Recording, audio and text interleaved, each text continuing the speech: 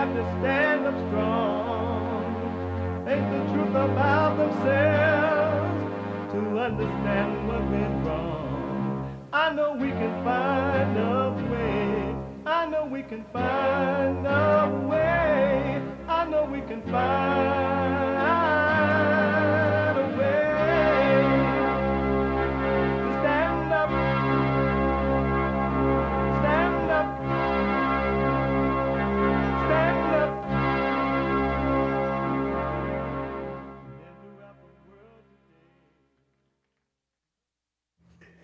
Uniting the races with truth instead of dividing them with lies. We're also rebuilding the family by rebuilding the man.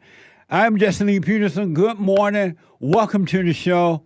Hi, y'all. It's Monday again already. Amazing. Some of you may think I have a patch on my eye, and I do. And the reason is I had some work done over the weekend, Friday, on my eye. So I have to wear a patch, I think, for a week. And then I have to not wear it anymore. And then I have to not wear it anymore. So that's what the patch is all about. I had it on Sunday. And I don't know if I'm getting used to it or not. It's different. It's a nuisance. How about that? You can get involved by calling 888-7753-773, 888-77-JESSE, JESSE, Jesse. Amazing fellowship on yesterday. In spite of the patch, it was mind-blowing. Very, very interesting. One thing that's interesting to me about it is, and I understand it, there are people who want to work on themselves. There are those who don't. There are those who they are in between wanting to and not wanting to. And it's interesting to see that. We have every way that you can watch and support the show listed on JLPeterson.com/show. JLPeterson.com/show. And if you are busy right now, and a lot of you are, because we are heard around the world by everybody and their mama. We are heard around the world. And so some of you are busy and you can't sit and just watch the show, so you do podcasts. But good news, you can be listening live on your iPhone or iPad by calling the listen line on TalkStream Live at 605-615-4131. That's 605-615-4131.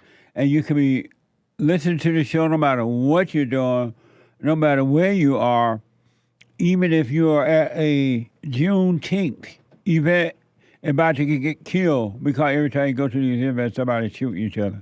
You still can be listening to the show. And to donate and have your comments read out loud, go to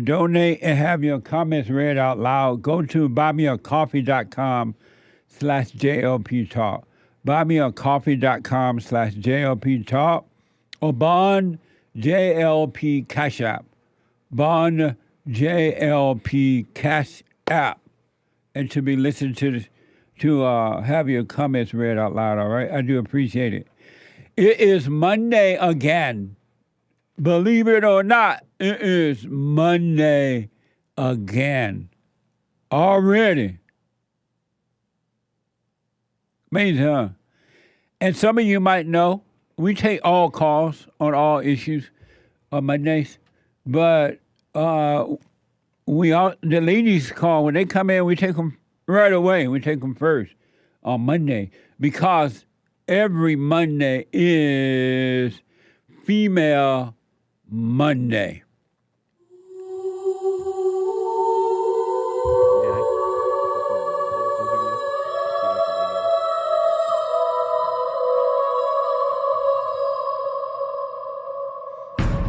I like to make men uncomfortable.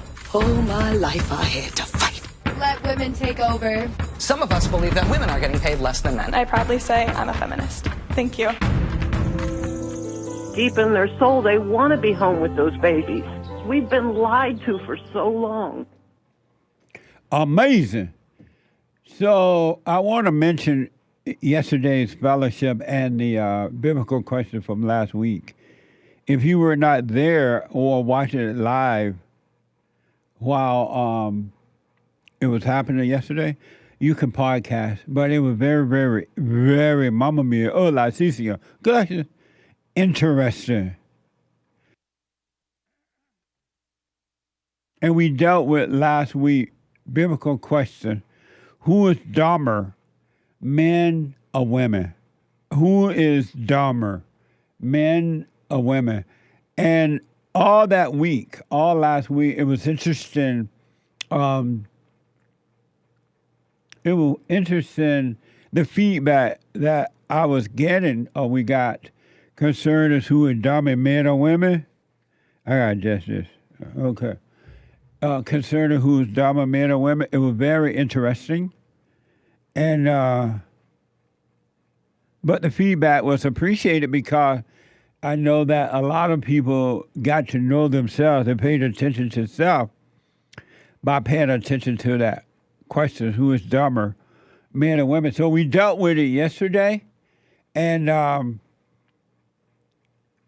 I said to the people once, you know, some people were saying women, some people were saying men, some ladies were saying women, and some men were saying ladies, and it was back and forth about everybody, all right? But when I realized I don't know who is dumber, human nature is so dumb, it's hard to know which one is dumber. Because in that human nature, we do some dumb stuff. Men and women do really, really dumb things. For example, we try to get love from one another. Men and women try to get love from one another. And when they get married or if they live together, it doesn't work. And then a battle starts. A fight starts. Because they're trying to get something from one another that they don't have to give. And so they fight. Isn't that amazing? Is that dumb or what? Another thing I noticed is that human beings always blame someone else for the way they feel. They blame others for if they feel good, quote unquote, or they feel bad, quote unquote. If they have fear, quote unquote. You made me feel this way, they say. You made me afraid, they say. You made me lonely by leaving. You made me be revengeful. You made me gossip. You did that. You did this. Isn't that like dumb? Think about that. You are an individual adult individual who is responsible for your own life. No one else is. And you feel things and you do things and you blame others. Think about that. You blame others. Men and women, isn't that dumb? Human nature is evil. Human nature is evil, and everything that human beings do is evil. There's no love. But because you're in a fallen state, and most are not seeking to overcome, they don't know that. They say we are human, and so that's why we do it. And you haven't learned the principle that if the crowd is doing it, or believing it, or saying it, that means something is wrong with it. It doesn't mean that it's right. Just because everyone is doing it or saying it, it doesn't mean that it's right. You haven't learned. You haven't learned that basic principle. If you don't learn anything else today, if you don't realize anything else today, I want you to realize, learn, remember that if the crowd is saying it or doing it, it's wrong. Really. You can hang it up. It is wrong. The crowd is always wrong. The crowd cannot be right. That's why the straight and narrow path is only for the few. Because it's the few that's going to pull away from the crowd, family members, people, places, things, or whatever. They're going to let go of it and take that straight and narrow path. Human nature is evil. And that came up, too, about anger and all that. And some people believe that you need anger for self-defense or you need anger for this or that. Let no one convince you. Let no one convince you. Stupid about my past. I get used to it. Let no one convince you that anger is good. Anyone that tell you that anger is good, they are your enemy. That's your enemy. That is a murderer. That's your enemy. Run fast. It's your enemy. Anger is not good. Look how it screw up the children when mothers and fathers are angry. What does it make the children happy? Does it make you happy? I know you get a thrill from making each other mad, but that's not happiness. So it was very, very, very interesting. I don't know who is dumber. That's why I asked the question. Who is dumber? Because I counsel with men and women around the world, all races, all the time, and it's all the same. It's the same. Amazing. Brand new biblical question. Brand new biblical question. It's a doozy. You know what's really dumb too? What's really, really dumb is that human beings think that suicidal thoughts, depression, so-called post-traumatic stress disorder, loneliness, sadness, happiness, things like that. They think that those things can be resolved with medication, with pills. They think that another human being can dissolve those things, take them away from you. Isn't that dumb? You have to be dumb to think that. You got to be dumb.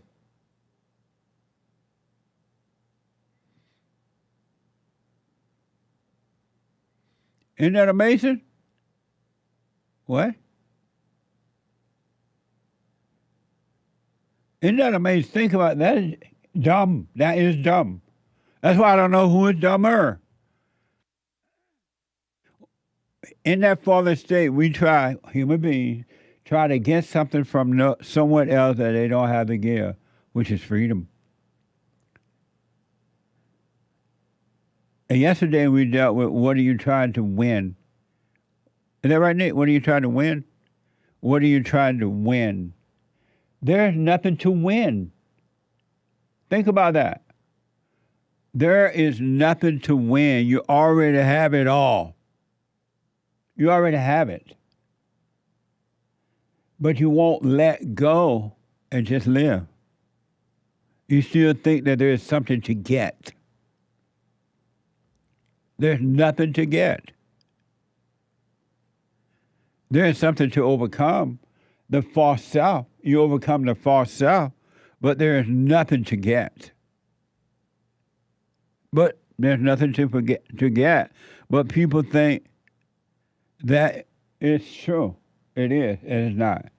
So, a brand new biblical question. And it's a doozy.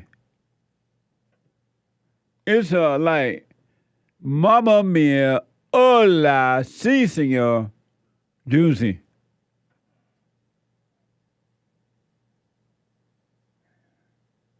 It's a doozy. Why do you carry out the works of the flesh? Why do you carry out the works of the flesh. That is a doozy question. That is a mamma mia, hola, si senor question. Why do you carry out the work of the flesh? Amazing. For those who just tuned in, on Friday, I had some work done on my eye. All right, so that's why I have the patch. I had to wear a patch for a minute so that you don't see all the redness in my eyes from the work and the light being too bright for now. Just for a week. Just for a week. I think a week or maybe or less. On some of you know about this fake holiday called Juneteenth.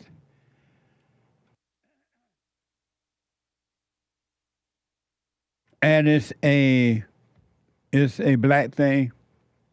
And what happened was the way this so-called Juneteenth thing was about, when slavery ended, apparently a few people, blacks in Texas, didn't know about it, that slavery had ended. And when, I don't know how long it took, but whenever they got the word that slavery ended, they were like, why you didn't tell us, right? And then as a result, they started a holiday. And they call that holiday Juneteenth. And I think it's like a shut-down holiday, a national holiday. Because a few black people didn't know slavery ended, you shut down your business and everything. Isn't that amazing? I want my country back. It is not coming back. And as a result of this so-called black holiday, every time they celebrate it, it's coming up, but they've been celebrating it apparently along the way. They have weekend stuff. And every time they celebrate it, the blacks end up killing one another. Some of them, not all. Not all. There's always a shooting. And so it's like you put your life at risk to go to a black event because you know there will be some shooting. Somebody going to get killed. How can you enjoy an event like that? How? How can you enjoy an event like that? And why can't black people get together at least one time without shooting, without a fight, without killing one another? Why is that? Think about that, folks. Why is that? What's wrong with the blacks that every time they have an event, somebody gonna either have fights, breakouts, or killing or both? According to ABC, 2 killed, 14 wounded suspect black. 2 killed, 14 wounded. Suspect black. And this happened in Round Rock, Texas. I want you to watch this first soundbite from Fox 7 Austin. Watch this. Shots rang out around 10:50 Saturday night at Old Settlers Park during Round Rock's annual Juneteenth celebration. Folks started running, wounded. You saw people on the ground who folks were doing CPR on. It was just pure chaos. Thousands were at the event when Round Rock police say a fight broke out near the vendor area. We do know there was 2 separate groups that got into an altercation with each other. This investigation will tell us what it started over, why it happened, and again, holding them responsible and accountable. According to police, innocent bystanders were shot. 2 of them died and 14 were taken to the hospital. Their ages range from 10 to 62 years old. First responders at the event were able to assist the victims. Most of those victims have been released from the hospital. The remaining victims are in stable condition and are expected to be released anytime within the next day or so. Police were unable to locate a gunman, but did provide a description of a person of interest. We are looking for a black male, 5'7", thin build, approximately 19, 20 years of age, with short dreads and he was last seen wearing a white hoodie. Amazing. What's wrong with the blacks? Why can't they have a nice event without fights or killing one another, others? And why do you love the thrill so much that you put your life at risk? You got to go. Why? You know if it's a black event, it's going to be a fight. And people don't deal with that. They don't deal with the anger of the blacks as to where it really come from. They have these black people thinking their anger come from white people, and it doesn't. It starts in the home. They too have to overcome their mothers. They must forgive their mothers and grandmothers. The anger starts there, and then they go out into the world, and the world, being evil, tell the people it's white, it's racism. It's this and that, and it's not true. Look what's happening. No love. I'm not surprised to hear about this. When you hear that there's a black-sponsored, majority black event like this, just know there will be a fight. Why would you go? You love feeling good that much that you put your life at risk, your family life at risk, and you already know that there's going to be some type of shooting. Here's a little bit more on that story from Fox 7 Austin. People were just rushing out of there, so it was hard, if not nearly impossible, to contain that immediate area where a lot of victims were. And then leaving the park just right here, they, had flashlights, ARs, are you hurt? Did you see anything? According to Round Rock Police Chief Alan Banks, there were dozens of law enforcement officers at the event and 2 Skywatch towers. Juneteenth is an open-air venue, which means that there is no security points. It is an open park with the stage in it. We had over 22 law enforcement personnel assigned to the event. Fire department and EMS was also assigned to the event itself. Just getting out, not knowing where the suspects were, was terrifying. I don't know that there was ever a moment that I thought I'm safe. The mayor of Round Rock thanked first responders during a press conference and weighed in on the deadly shooting. Our hearts are broken by last night's tragic events. We grieve with the families who have lost loved ones and stand with those who were injured. We are here for you.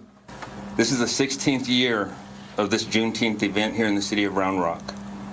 And for someone to destroy that peace and destroy the celebration in just an instant angers me. Turn yourself in. Turn yourself in. You're man enough to carry a gun and pull the trigger. Be man enough to step up. Turn yourself in. Let's figure out why you chose to take lives and injure people. Amazing. Mind-blowing, huh? Nobody loved the blacks enough to tell them where the anger really is coming from. It started in the home. It's the nature of their mothers and grandmothers. And no one is telling them how to overcome it. They're using the blacks for personal gain. They want the blacks angry. They want them. They want them killing one another. They want the violence. That's how these people get money, because they say, hey, we need more money. Racism, whatever. If they had a job or something stupid, they say. They want them doing this. If not, they would tell the blacks how to overcome the anger. It has nothing to do with white people. And it's not going to get better until you point the way. It's of the heart. The heart is wicked. When I was growing up in Alabama, you never heard of any stuff like that. We would go out to the 4th of July celebration, different celebration at the park like that, and different churches. They were holding events around the churches.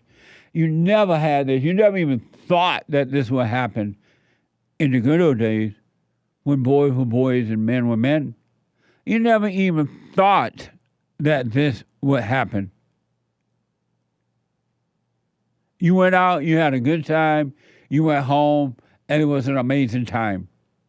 Blacks have not always been this way, folks. I know that the race hustle in black people have you thinking that, oh, it's slavery. It's slavery. It's this, it's that. No, it's not. It's not slavery. It's not due to slavery, Jim Crow, or anything to do with white people. It hasn't always been this way. I didn't grow up with black people fighting like this. The only time I really saw black people fighting was when I would go up to Indiana and then to California. And when we did see a fight with the blacks in Alabama, it's rare, but it'd be some girls fighting over some guy. And that was rare. This is not the way blacks have always been. I want you to know that.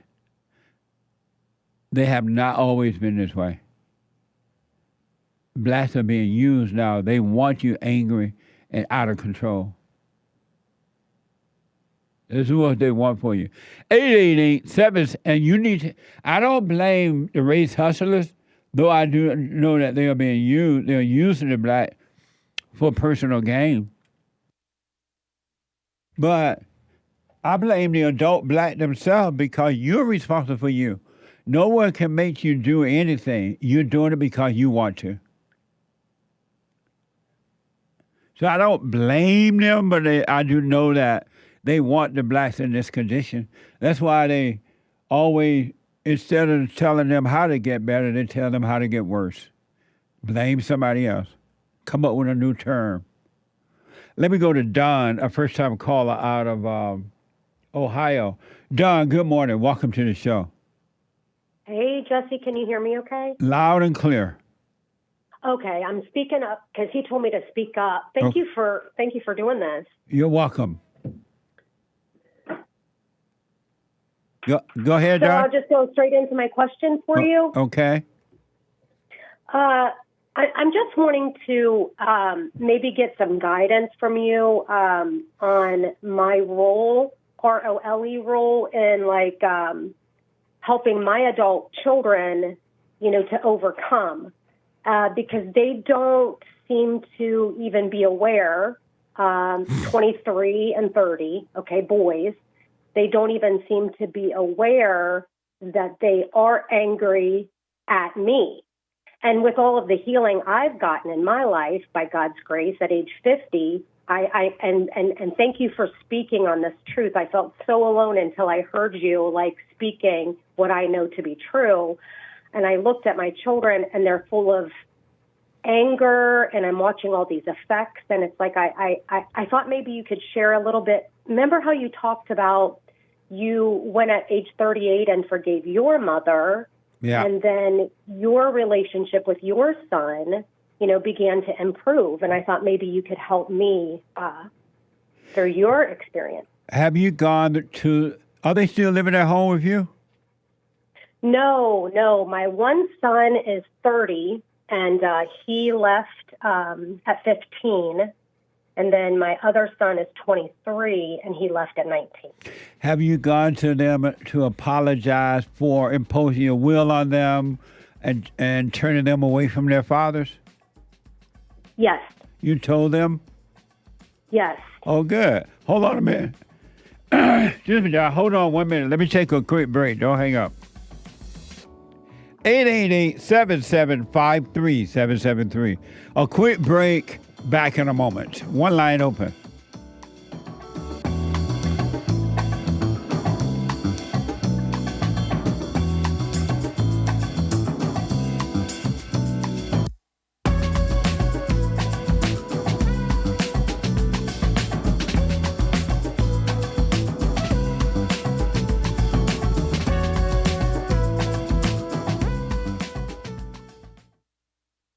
I have books that are amazing.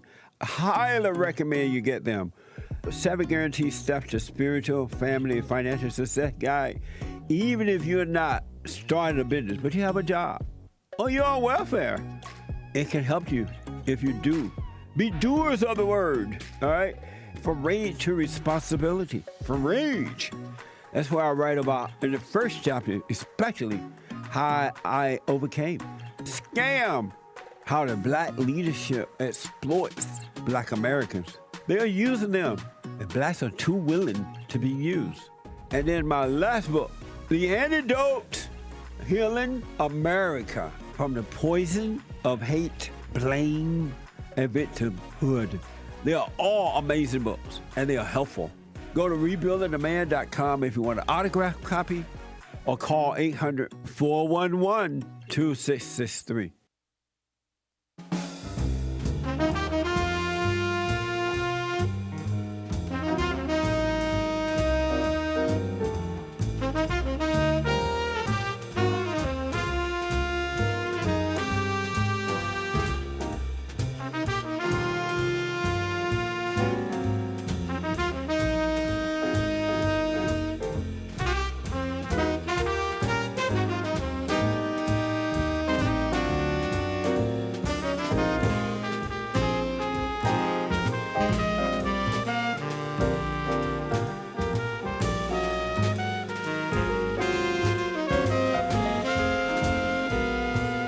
All right, welcome back. 888-77-53773.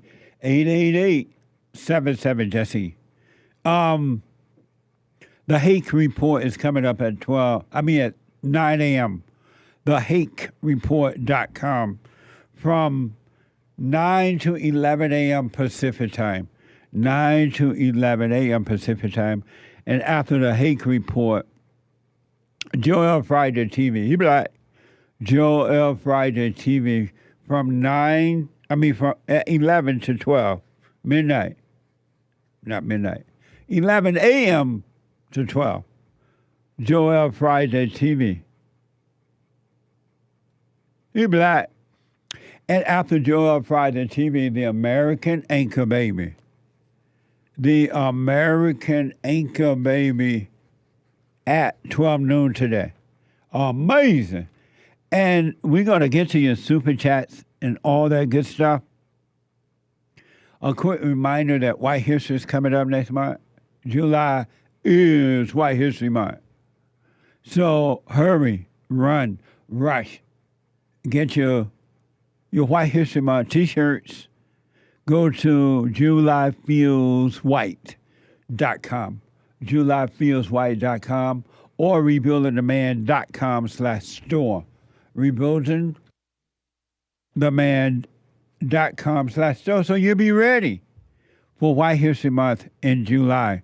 So I wanted to go back to Dawn. I think her phone may have dropped. And Dawn, if you're still listening, just if you have apologized to your son and you told him what happened, really, there's nothing else you can do about it. You have to just now go on and just live your life and wish your sons well. Live your life and let them suffer until they're ready to overcome. You know, until they're ready, there's nothing else you can do about it. Because you can't change another person, right? So just... hopefully you're still working on yourself, John. Do the silent prayer, rebuildingtheman.com/prayer, and watch those thoughts and just continue to work on you. And you just don't know. One day, as my son did, you get a call or something, hey, I'm sorry for resenting you. I now see it. So just work on you now, Don. All right? Let me go to Reggie. A first-time call out of California. Reggie, welcome to the show. You're on the air. Hey, can you hear me? Go ahead. Yes, sir. Yeah. How you doing, Jesse? All is well, Reggie. Good. Hey, look, I've been seeing a lot of your videos on the air, on YouTube, and I'm concerned. I'm a lot concerned about your position on the blacks, as you call them. Can you hear me? Go ahead. Yeah, so, Jesse, you keep saying that you were raised on a plantation. Yes. And you could do this and you could do that. You live a wonderful life. But let me ask you this. Could you go off that plantation and work like at a bank or a grocery store or any white establishment? Absolutely. Not only could I do it, I did it when I turned 19. There were some of my cousins were going to, they had dropped out of school, they didn't like it anymore, and they would go and get jobs working at car wash and different stores and different things. And so I would go and work during the summer at the car wash or something just to have a little extra money. And what city was this? And down in where I went to do the work or where I lived? Where you did the work? In Columbus, Georgia. Columbus, Georgia. Yeah. Okay. Wasn't in Alabama. Yeah, a lot of my folks worked in Alabama too. But because I'm from Tennessee, right? Oh, okay. Yeah, but Saul went to Georgia. Why do you ask that? I asked that because I was trying to figure out what a particular, I know you were born in the 50s? You were raised up in the 60s? Yeah. Okay. And I was too. I was raised up in the 60s, right? I mean, we could get work. We could do different things in the community, but it rarely seldom that a black get an opportunity to be a businessman, to be, what he really wants to do. But every black that I knew growing up, they did what they wanted to do. If they you mentioned college. If they wanted to go to college, they went to college. If they wanted to start a business, right. We could go to college, but and even today, you get a degree. And, I agree with you that racism is a old adage for black people. It's not about race. Right. It's about opportunity. It's about, And when you say it's about opportunity, what do you mean by that? I mean that the state of the country in a capitalist society is about opportunity. And those who have the who have the reins of corporations and things of that, they're not giving black people the opportunity to do all that they want. We can't get jobs after we graduate out of college. Why you can't? We can get a degree. We can get, cause, okay, let's for instance, you are black, you go into this white corporation and you apply for a job along with, let's say, 5 white people. Okay? You got the same credentials, you got the same, you equal in degree and everything. You think they're going to give you the job instead of the white person? Yes. Now that's a... You said how would you know if they gave it to you or didn't give it to you because of your color? How would you know that? Because it happens time and time again. But black people people who own business do that too. They hire other blacks over white people. Well, that's true. That's true. Is that right or wrong for them to do that? Actually, to them, it's right. I'm asking you, is that right or wrong to do that? No, it's not right. So then, what's? It's not right. But it's not about with the black people hiring other white people. It's like white people, they trust white people. They think white people won't rob or steal they stuff. But black people don't trust black people because they know that the black's going to rob and steal. But that's not necessarily. A lot of black people are raised up in Christian families. Those are some of the worst. Decent people.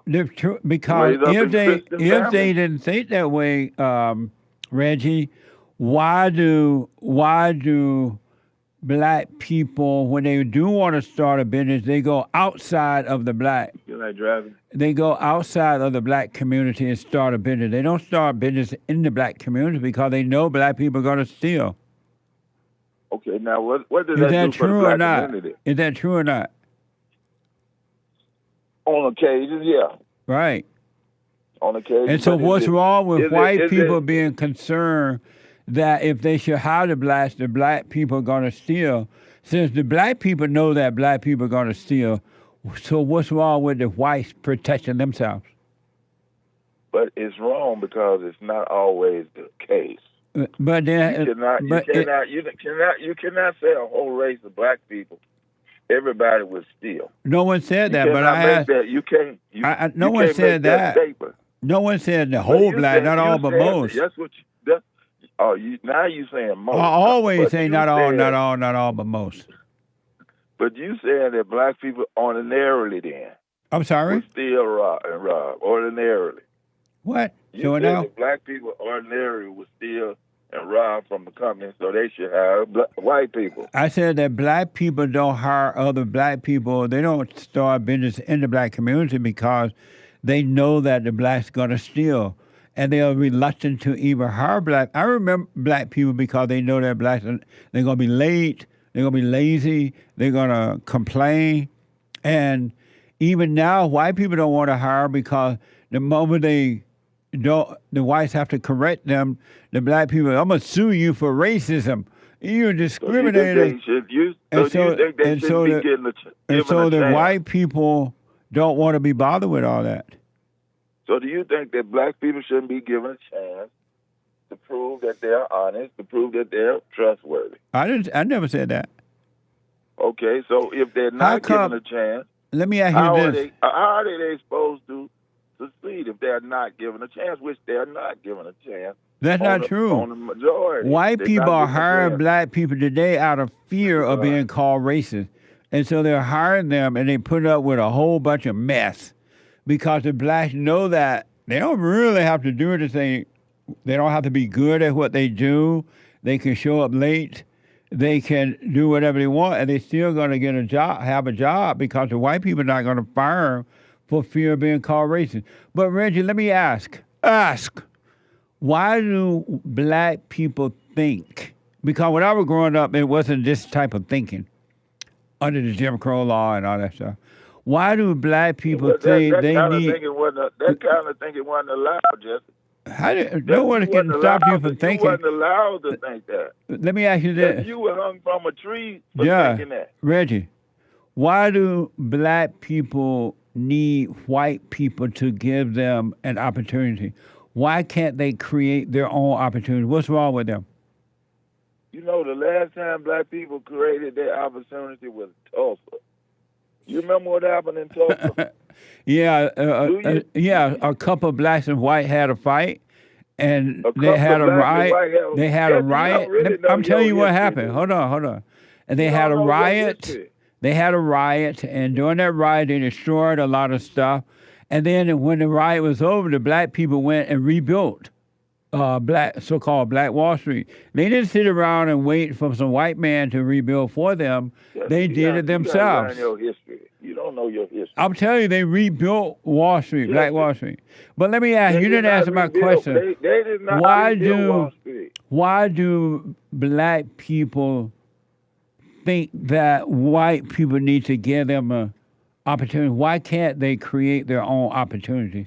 Because black people don't have the corporations, don't have the... What does that mean, don't have the cooperation? They don't have the cooperation. They don't have the companies. They don't have the job opportunities. Why were the blacks able to do it prior to the so-called civil rights movement, which was the worst thing? Let me tell you this. I don't know where you came from, but let me tell you, that's not true. They never own corporations. That's not true. That's not true. Let me name some. Number one, when I was growing up, hold on. Early 1900s. When I was Reggie, when I was growing up, one of my aunts, she and her husband, when they married, they bought land. This was so-called during the so-called Jim Crow laws, right? They bought land, buku land, and they had something like, I may be wrong, but something like 17, 18 children, and all their kids went to finish high school, went to college, and they all were taken care of by their father and their mother on their own land. This was during the Jim Crow, because, and I keep using Jim Crow because the blacks are lying and saying that other blacks couldn't make it during then. Also, Booker T. Washington. Yeah, that's not Booker T. Washington. Hold on, I'm giving you more. They own the land. They own the land. My best friend and his family bought land, and they own land, and they did their thing. Booker T. Washington founded Tuskegee Institute. He was born out of slavery. My father, my blood father, my daddy, had his own businesses. He started out with a cleaning business, cleaners. He started a motorcycle business where he repaired and sold motorcycles. He finally ended up with a church. But my father always had his own business. And this thing that black people didn't own business, black people used to not beg the white man for anything, though the white man and the blacks worked together, those who had love in their heart. And it's just, once the civil rights movement started, the worst thing that ever happened to the blacks, other than abortion, that's when the blacks stopped doing for themselves and start begging. That's not true.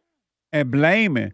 I didn't grow up with the mentality that white people owe me anything because my environment wasn't like that. My environment, I saw black people working. I saw black people working and taking care of themselves, treating others the way that they would like to be treated. There were this black on black violence wasn't around, and we were taught to work. Program so you can talk, right? You just want to talk, you don't let them listen. Go ahead, Reggie. you grew up. You still have this slavery mentality. I'm saying that you can do it.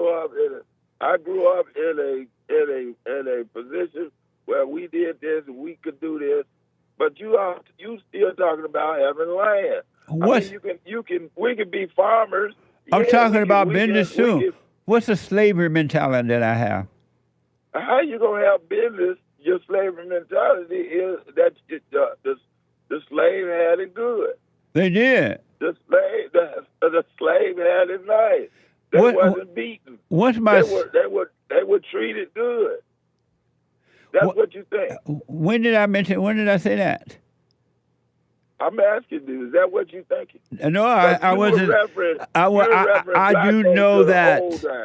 What? You were referring black people to the old time. What? And this is the 21st century.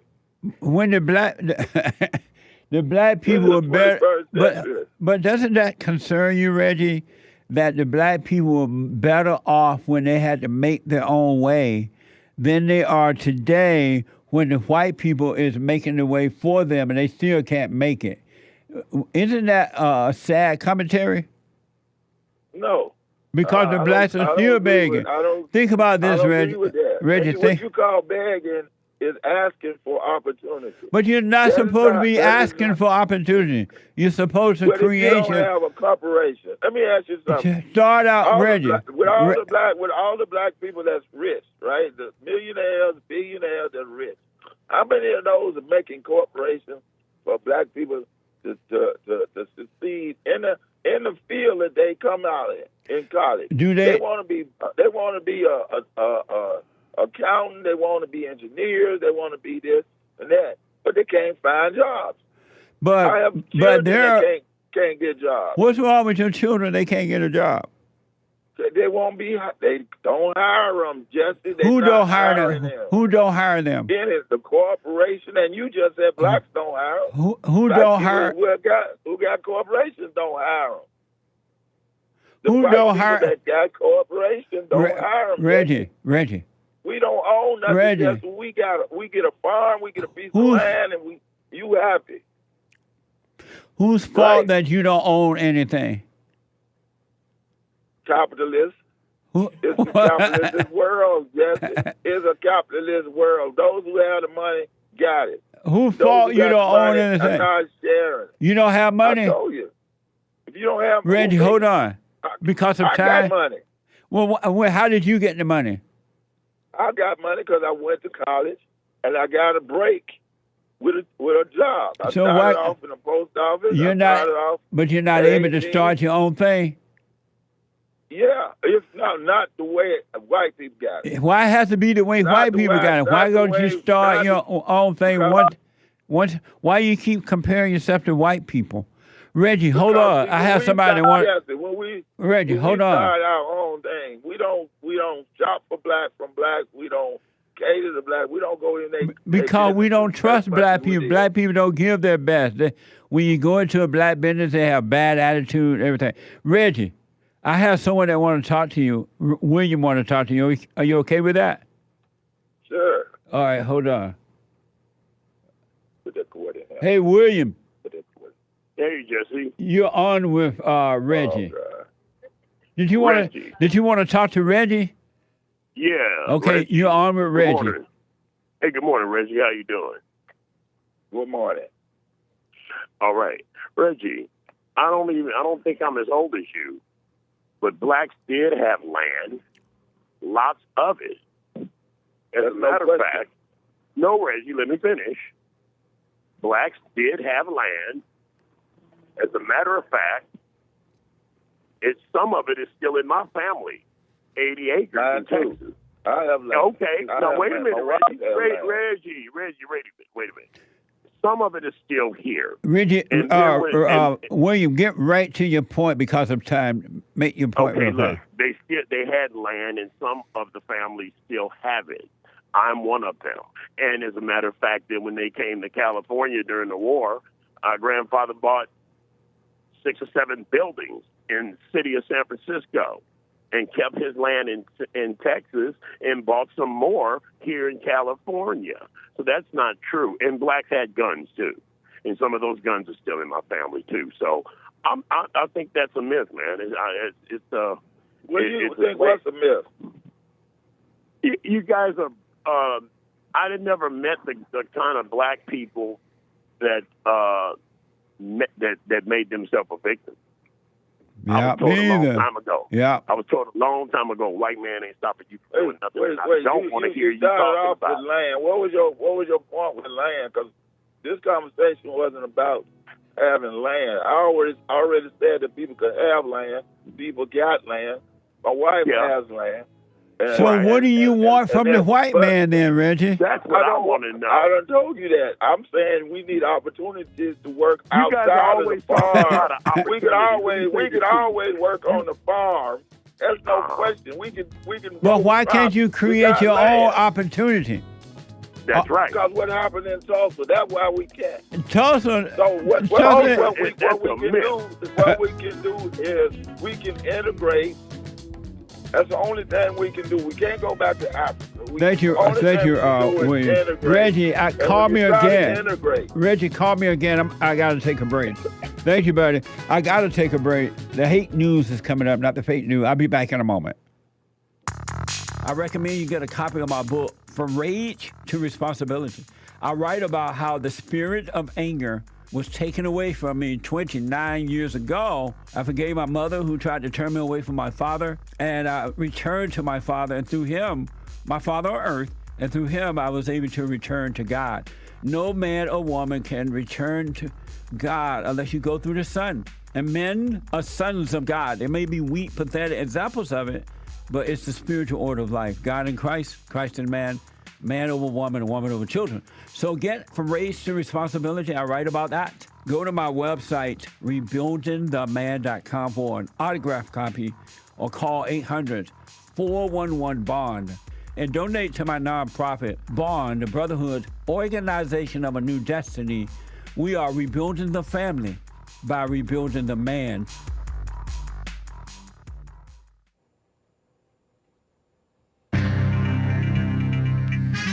A whole lot of mess going on in the world. This is the end of hour 1 of Female Monday, June 17th, AD 2024.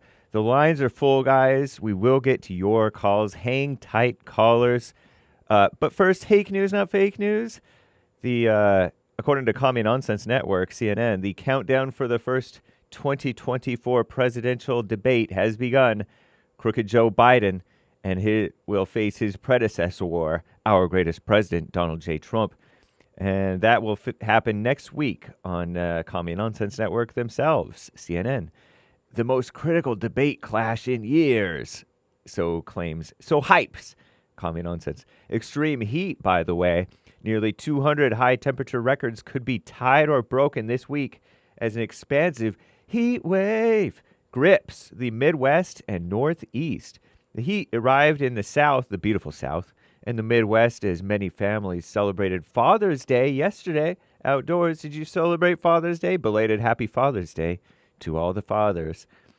Prompting alerts to stay cool amid 90-degree temperatures in some areas, which is not bad if you're in the dry area, but if it's humid, the most extreme heat risk is now in place from the Great Lakes to the Northeast, according to the National Weather Service. Includes major metropolitan areas, Chicago, St. Louis, Detroit, Cleveland, Pittsburgh, New York City, Boston.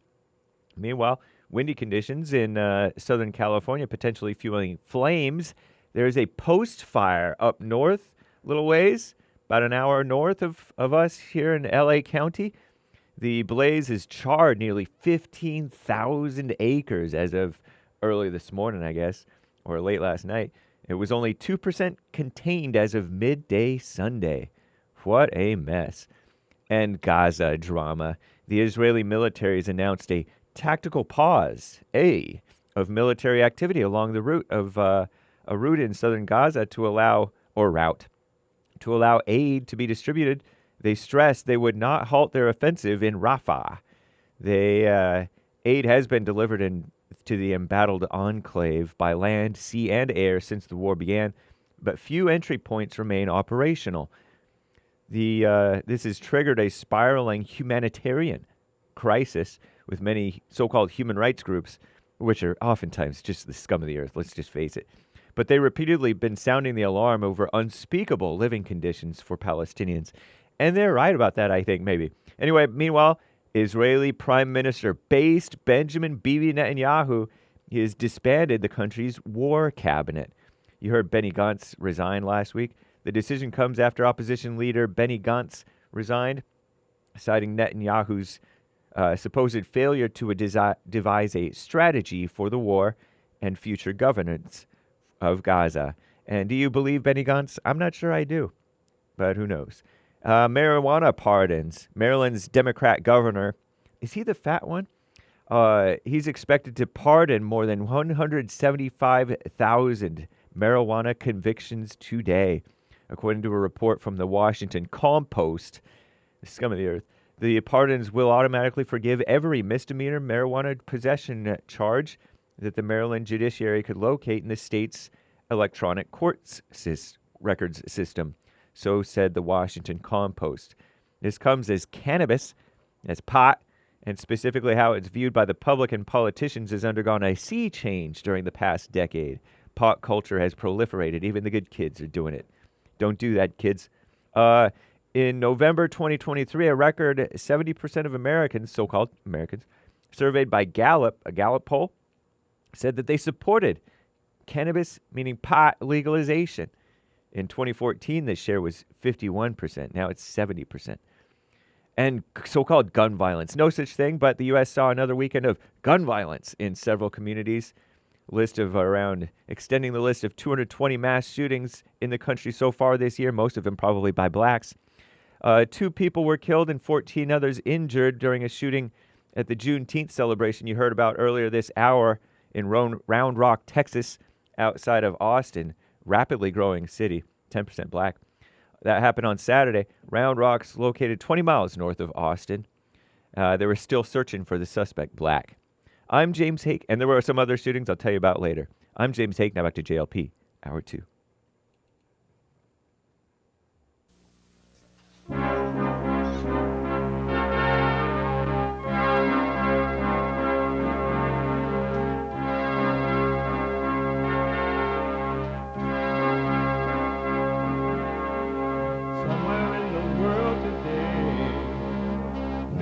have to stand up strong, face the truth about themselves, to understand what went wrong. I know we can find a way. I know we can find a way. I know we can find a way to stand up, stand up, stand up.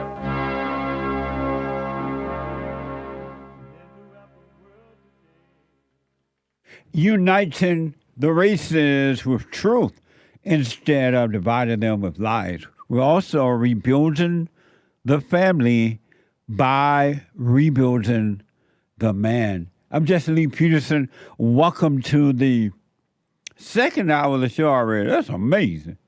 The second hour. You can get involved by calling 888-7753-773.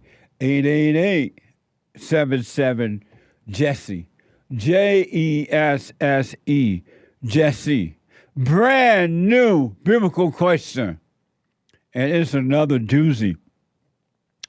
And if you missed yesterday's biblical question, you were not there at the fellowship or you weren't watching online by chance, podcast. It was amazing fellowship. Also, happy Father's Day. I forgot. Yesterday was Father's Day.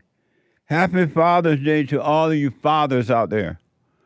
I hope you worked it out with your kids, your adult kids, your baby kids, and all as well. Happy Father's Day. Brand new biblical question. Why do you carry out the works of the flesh? Why? This question is so deep, I don't know what to do with it. Why do you carry out the works of the flesh?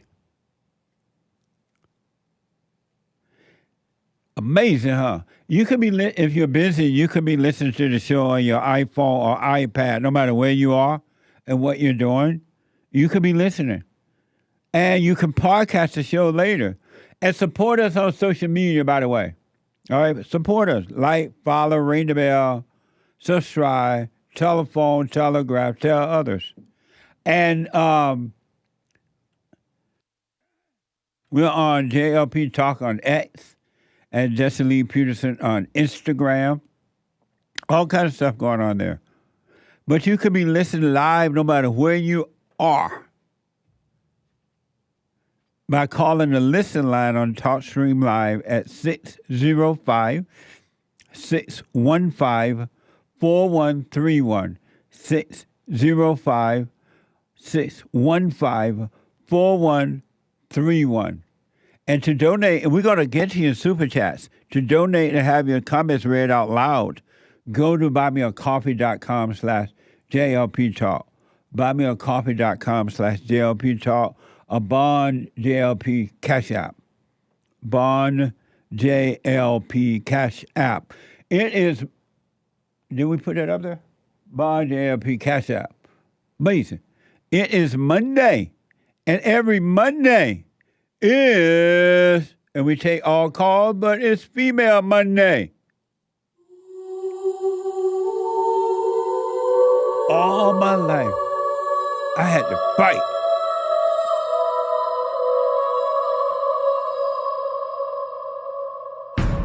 I like to make men uncomfortable. I bet All you do. my life I had to fight. Let women take over. Some of us believe that women are getting paid less than men. I proudly say I'm a feminist. Thank you. What a mess. Deep in their soul, they want to be home with those babies. We've been lied to for so long. Deep in my soul, I do believe we shall overcome someday. Amazing.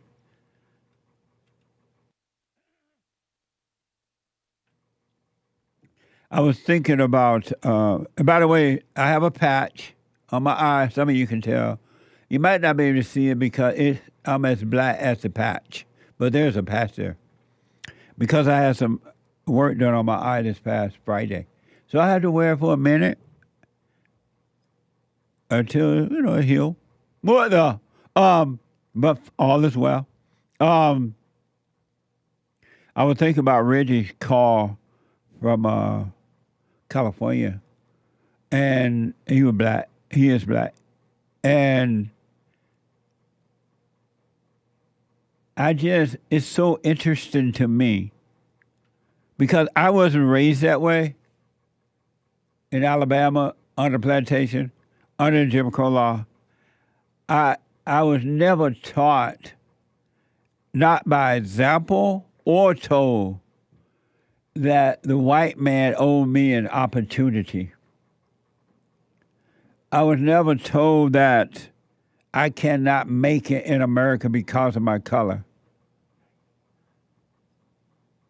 And so, as a matter of fact, when I was growing up, I was taught to work, and then at 18, going out on your own, get yourself a job. At age 25, buy yourself a house. And if you want a family, get married and start a family. And so that was just my mentality. I was never taught, not one time, that I can't do it on my own. And so I moved to California, and I got jobs at different places because I tried, one place paid X amount of dollars, and I worked there for a minute. I needed more money, so I got another job paying more money, and one job led to another one. Till eventually I had my own business. I started my own business, and then I started buying. I bought my own land and bought my own home and everything because it wasn't my mentality that the white man had to provide for me. I wasn't thinking that the white man needs to give me an opportunity. But when I would go to a white establishment for a job, I just went there to apply for a job. I didn't think I would get it or not get it. And if I didn't get it, I didn't think, I didn't get it because I was black. I would just go to another job or another company. And especially with black men, you just don't walk around thinking that you can't do it on your own. You need somebody else to give it to you. That's just not. And Reggie said the blacks couldn't do it because of capitalism. But capitalism is the reason you can do it. It's socialism that you cannot do it. Because people who promote socialism, they're doing it because socialism is about controlling you. And the blacks, not all, but most, they have a socialist mentality. Some will start to come out of that mentality, though. But too many blacks have a socialist mentality. They're not individuals. They don't have a capitalist mentality. They have a socialist mentality because they've been raised since the so-called civil rights movement to think that way. And I'm sick of blacks talking about Black Wall Street. What about Black Wall Street? What did that have to do with you? You weren't there. You didn't own anything there. You were not there. What did that have to do with your life? And Black Wall Street was rebuilt once the white people, once the riots ended. The black people just sit around and say, oh, poor us. Wall Street is gone. We can't do it anymore. They did it over because that was the mentality of the blacks in those days. To blame someone else for you as an adult is a clear sign of weakness. It really is. A clear sign of weakness. And that's why most black people think they call white people white supremacy, because they believe that white people are better than them. They believe white people are smarter than them. They believe white people are more capable. And so they need, if you believe that way, you're going to need the white people to give you an opportunity. And when they give it to you, you destroy it. Before I go back to the phones, I just want to show you something that is pure evil. Pure evil and jealousy. Remember last week we talked about Caitlin Clark? And Caitlin Clark is bringing more attention to women basketball than anybody else I ever heard, right? And Caitlin Clark is a white girl who is bad, about as bad as a female can be in basketball, right? Female basketball. And she's bad. She's tough. She's hot, and she can't be stopped. She's hot, she's bad, and she can't be stopped. And the black girls on the basketball teams are jealous about that because it's a white girl who putting them to shame. And now instead of trying to get better, they are trying to destroy this girl. And it's pure jealousy. And jealousy is evil. You shouldn't be jealous of another person. You should wish them well.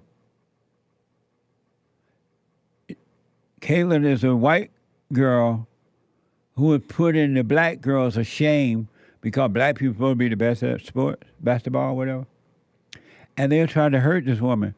There's this, and now they have started to, because the black girls are jealous of the white girl, they're starting to turn sports into a riot. Sports is no more just sports. Isn't that amazing? Because they jealous black girls.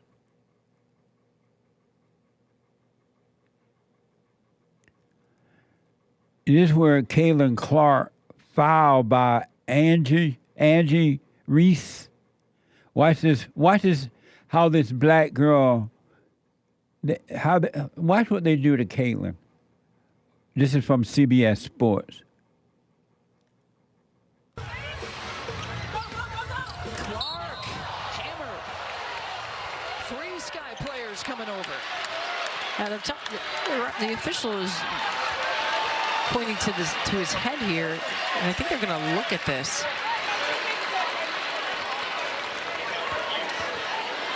To review it. The foul, I believe, to Angel Reese. Yep, across the head, and they will go to the monitor to review this one.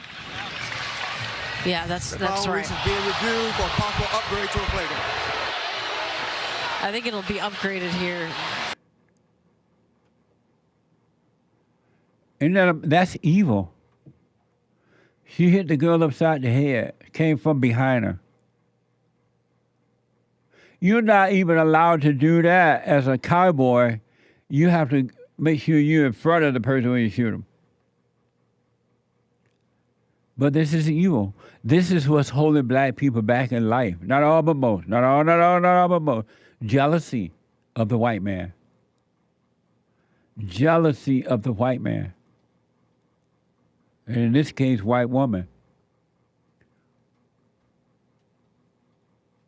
I bet those black girls can't sleep at night because of their jealousy, envy, strife of Caitlin Clark.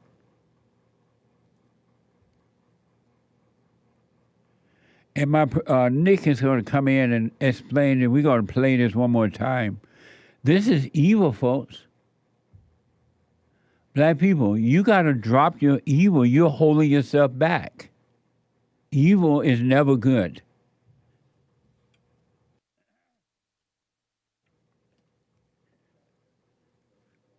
Is Nick coming in? Okay. Evil is never good. You're supposed to love one another, appreciate one another. Be your best. Work on you being your best. And wish everybody else well, whatever they decide for their lives.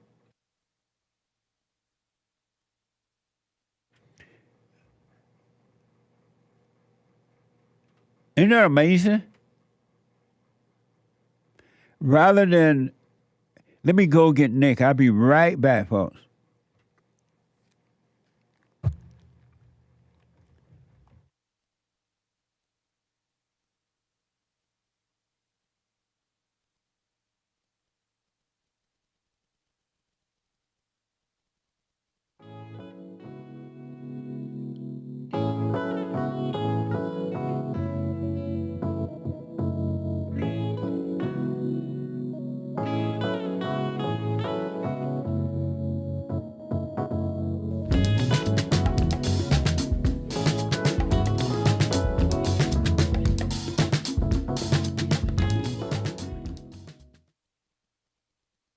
Okay, I have him. He's here. I played this. You were outside of your office, so you didn't know this. He was outside of his office, so he didn't hear the first place. I played this thing with Caitlin Clark. Yes. And how the black girls on the team are jealous of her. And they try to destroy her now. I was still catching up to the stream. Yeah, and I was talking about how evil this is. They can't enjoy this white girl, her playing. They got to destroy her because she made them look bad. Mm-hmm. And I want to play this soundbite again so you can explain it even more so from CBS. So this is Caitlin Clark was filed by Reese. Angel Reese. Angel Reese, right? Correct. And from CBS Sports. Watch this. And Nick is going to explain it afterward. So you see Angel Reese is behind her. Her arm comes up and hits her in the head. The official is pointing to his head here, and I think they're going to look at this.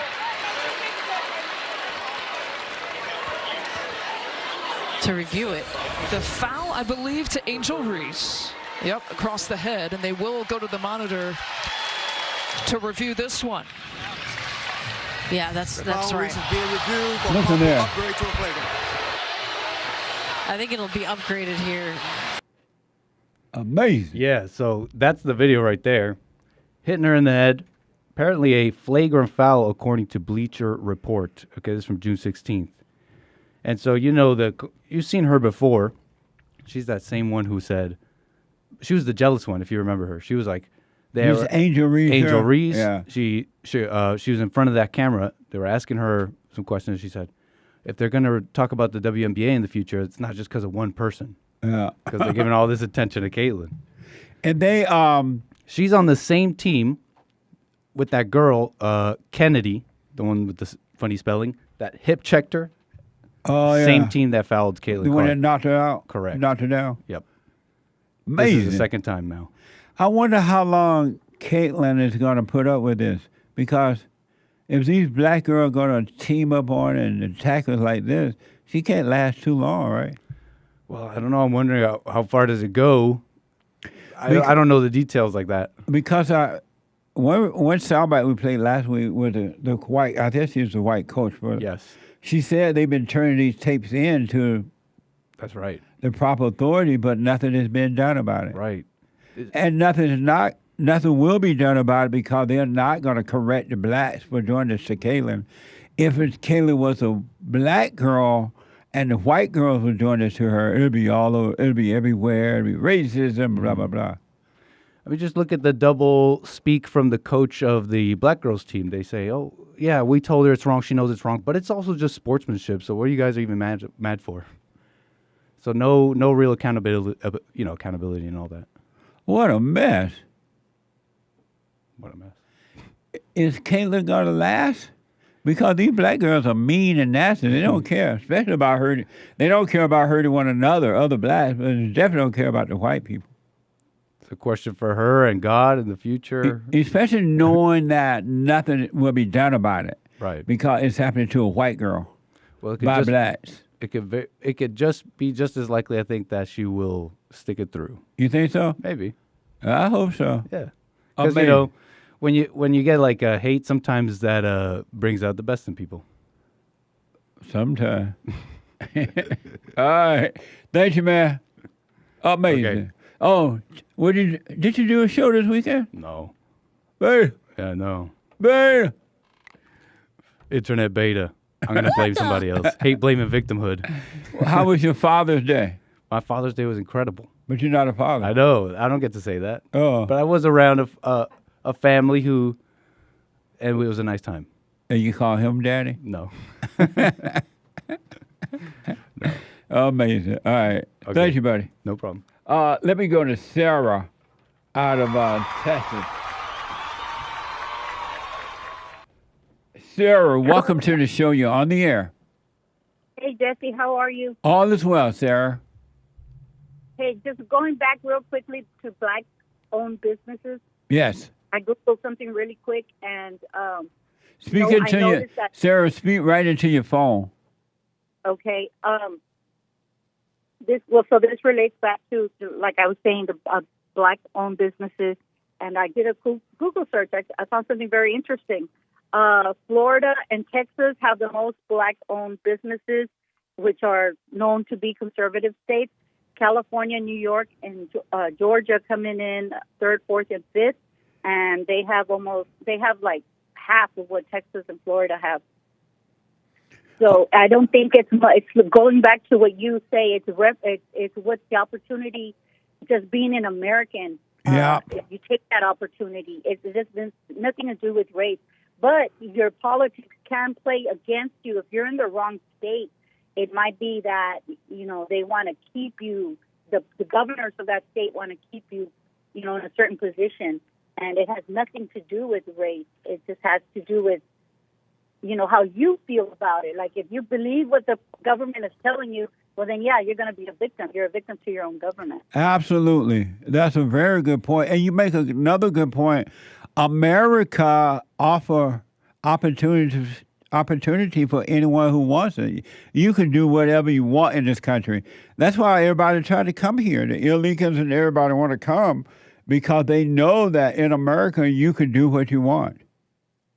Even as it is messed up right now, we're still the best country to live in the world. I live 7 miles from the Mexican border, and I'm sitting outside of McDonald's right now, and I'm looking at 3 men cutting the grass around here, and I know they're all illegal, but they all are out here at 9 in the morning. They've probably been here since 6 or 7 o'clock because this is a big business location where I'm at, and they have that opportunity. They get up in the morning and they go do it. And they have that opportunity. They don't have that opportunity in Mexico for a lot of reasons. One opportunity would be that, well, they don't have as many homes as we have in the United States that have yards to cut. Again, back to being victims of their government. Yes, absolutely. So just the residual of living in a nation that gives people opportunity. It just goes, to use Reagan's line, it trickles down. It trickles down. Yeah. Because I'm a homeowner, I can hire somebody to cut my grass. If I wasn't a homeowner in the first place, there wouldn't be any grass for me to mow. There you go. Absolutely.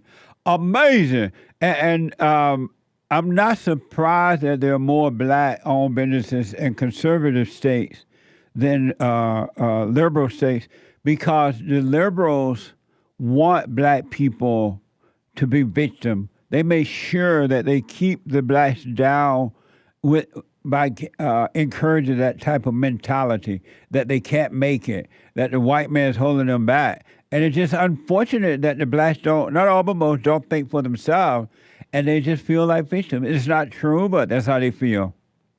Well, it keeps them with the job. It keeps them with the job, period. Amazing. They always have to have a reason to exist or their job will go away. So therefore, they have to create a victim. They have to create a person a group of people that are persecuted.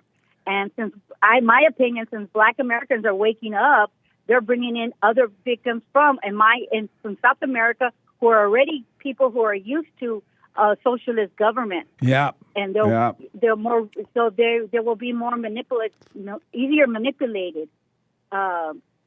So I mean, it's just job security for them. They got to keep the victimhood going. They got to find a group of people. If not, they're out of a job. Absolutely, amazing call, Sarah. Thank you so much, especially for that information. I appreciate it.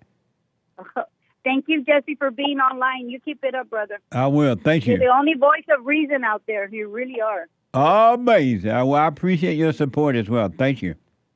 Okay. Thank you. Bye-bye. Bye now. I just can't get past and hearing grown men, black men, blaming other grown white men that they won't give them an opportunity in 2024. What's wrong with you? Why can't you do your own opportunity? Why do you need somebody to give it to you? Why? What is that? I've never thought that way. Even when I moved to California, and I believe Jesse Jackson and all those people, and they were saying, I was in my 20s, they would say, oh, white people are trying to hold you back. I fell for that lie for a minute. I didn't hear that down in Alabama, but out here I heard it. I believed that for a minute. I still went on with my life. Got jobs, started a business, everything. Amazing. Let's do super chat. Super chat. There's one line open, by the way. One line, 888-7753-773. Adam bought 5 coffees with a very generous donation and a nice tip on a nice tip for us. Thank you, Adam. I appreciate it. He says the truth is spreading. Nice. Thank you.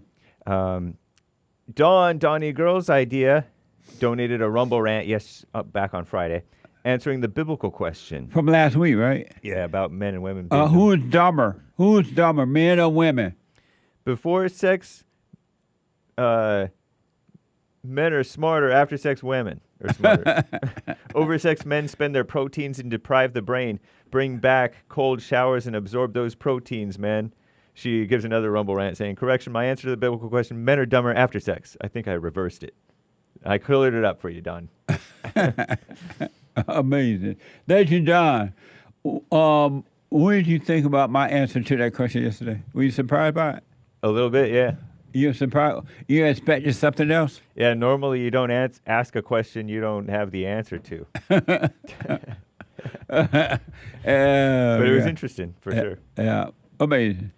Shout out to Woozy, bought a coffee, buymeacoffee.com/JLP Talk. Rest in peace to the all-time Ball Earth-proving Alpha Chad U.S. Air Force Major General Bill Anders, last surviving crew member of the Apollo 8, first mission to travel to the moon, circled 10 times before returning to Earth.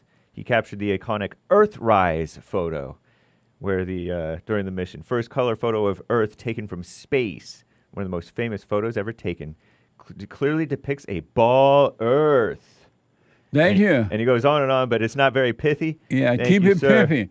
Did you hear that China, I believe they said, China was going to the moon?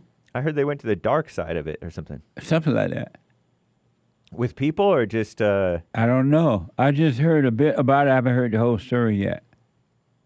He said on Christmas Eve, 1968, during a live broadcast of their 9th orbit, crew members read the first 10 verses of Genesis to an audience of about 1 billion back on Earth. Estimated audience. Isn't that nice? Amazing. Thank you. Keep it piffy. Yeah. Jamal bought a coffee biblical question from last week. Who's dumber, men or women? Men are dumber since they're closer to God. The dumber the person, the easier it is to see the light. What? The dumber the person, the easier it is to see the light.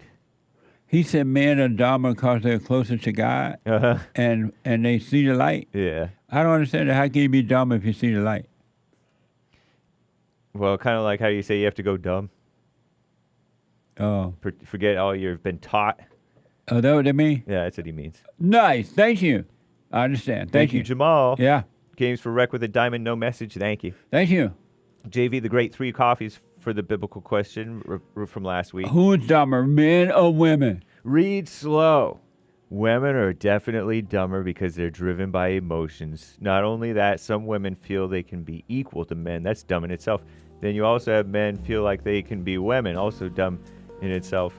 Also driven by emotions like women. But those men that want to be women are definitely dumber than men because they have the spirit of the woman. So keep it piffy. Thank you. Thank you, JV the Great, for your 3 coffees. But men are, I heard a lot of that yesterday, but men are as emotional as women are.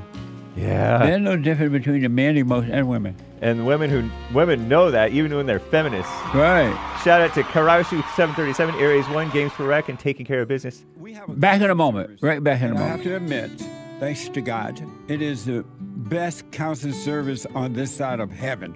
I counsel with men and women, families, individuals around the world. Most people are unhappy, they're miserable, they have rough lives, they're depressed, suicidal, young and old, of all races. I understand, I know why, and I do understand it. Because exactly what's happening in me is happening with everybody outside of me, inside of them. And I've noticed that with those who really, really, really want to understand, they overcome it just like that. Out of one counseling session. If you need counseling, you can go to rebuildingaman.com or call 800-411-2663. 800-411-BOND. Best counseling service on this side of heaven.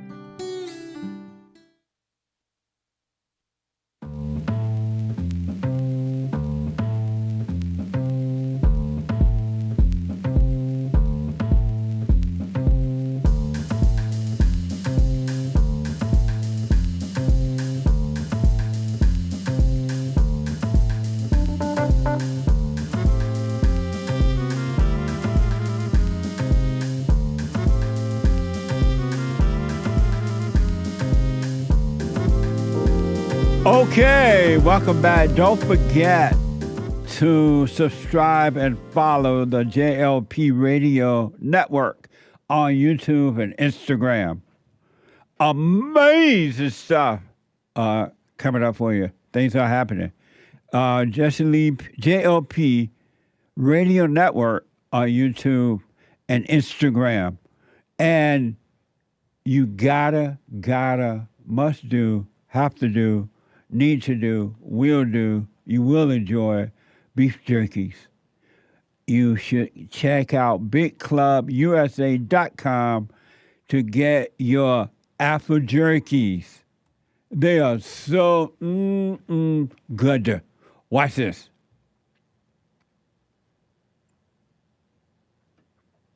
People tell me I have a lot of Afro energy. Jesse, what gives you so much Afro energy, they say? Is it energy drinks? No. Is it cigars? No. It's Afro Jerky. Afro Jerky from Big Club USA.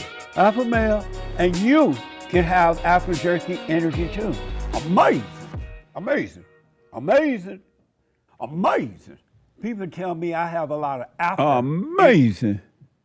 For some energy and taste, check out bigclubusa.com. So let me just get some more of these super chats, and then we're going back to the phones. Super. Super chats.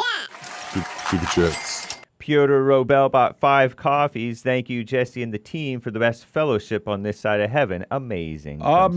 Thank you. Eugene. Check out yesterday's fellowship, all of them at rebuildingaman.com/church. It was Mamma Mia. Hola, sí, señor. Gracias, good. Thank you. Eugene bought a coffee. Been listening to this show for 3 months, your show. Now I see the truth. Been suffering with anxiety, depression, all kinds of stuff. Now I see it's all demons. Been taking meds for many years. I do the silent prayer every morning, day and night. How come everything has intensified? Because you become aware. It's always been that way, but now you're seeing what's driving you. And those demons, Satan doesn't want you to see those spirits. They don't want you to see them. And so they are having a hissy fit. Because if you stay with it and you stay present, instead of living in the past or the future, don't run away from it. Don't run away from it. They will have to leave you and go make a home in somebody else. Evil lives in human bodies, right? And so that's why it's always been that way. That's why you were on med. That's why you were depressed and all that. But now you're becoming aware. You're going to be fine if you stay with it. Amazing. Thank you. Kohlberger Art, 7 coffees. Very generous. He says, Thank you. That was an RT fellowship, Captain Jesse. At this rate, we'd be fishing bucket loads of souls out of the murky water. Foda Bloss. Side note, leaving a blank space after the thought is so good. It's like saying no thank you to the devil's offer. Amazing. Very good point. And what he's referring to, I gave an assignment last week. I guess the people didn't hear, right? Yeah, they didn't pick up that it was an assignment. So what? They didn't pick up that it was an assignment. Yeah. I said, okay, when Satan talks to you, when he give you these ideas, don't respond. Don't come up with another idea to get away from it. Leave an empty space. You hear the voice of the devil, right? And right away you want to come up with another thought about it. Don't. Leave it empty. Leave it open. It'll blow your mind. Stop communicating with evil. Amazing. Thank you. Also on Buy Me a Coffee, Mo Betta. Have you been doing that? A little bit. Yeah. And Yeah. what do you think about it? It's interesting because my mode is to try to find peace, like trying to find some peace. Right. And trying to find some satisfaction to it because it's bugging me. But like to resolve it in my mind, but you don't have to do that. I would advise you not to do that because you can't resolve it in the mind. The mind is where the problem is. Yeah. Terrible. All thoughts are all lies all the time about anything. Amazing. Very generous from Mo Thank Betta. you, by the way. 100 coffees from Mo Betta. Thank you, Mo Betta. Thanks, JLP and experts, for all you do. I want to say rest in peace, Earl, dog catcher from Detroit. Too many spicy tacos. So he says. But also wanted to shout out the anti-Christian Israelis monitoring free speech on the JLP show. Please come after me instead, you eternal haters. Amazing. Thank you. Another nice. Thank you for your support. Another 10 coffees from him. Mo Thank Betta. you. From last show, somebody asked D'Angelo, Senator Earl. Ask! And he spelled it A-K-S. That's why I pronounced it Axe. The honorable dog catcher from Detroit, son of Earl. If D'Angelo had a choice, one, do you support your own television propaganda? Or two, do you support the ongoing UN definition of genocide occurring near the Mediterranean side of the Middle East? That's a question for D'Angelo.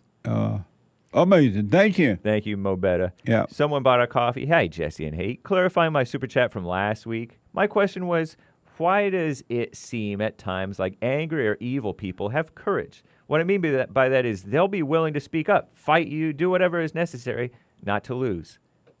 But they don't seem to have courage. That's weakness. That's a fear.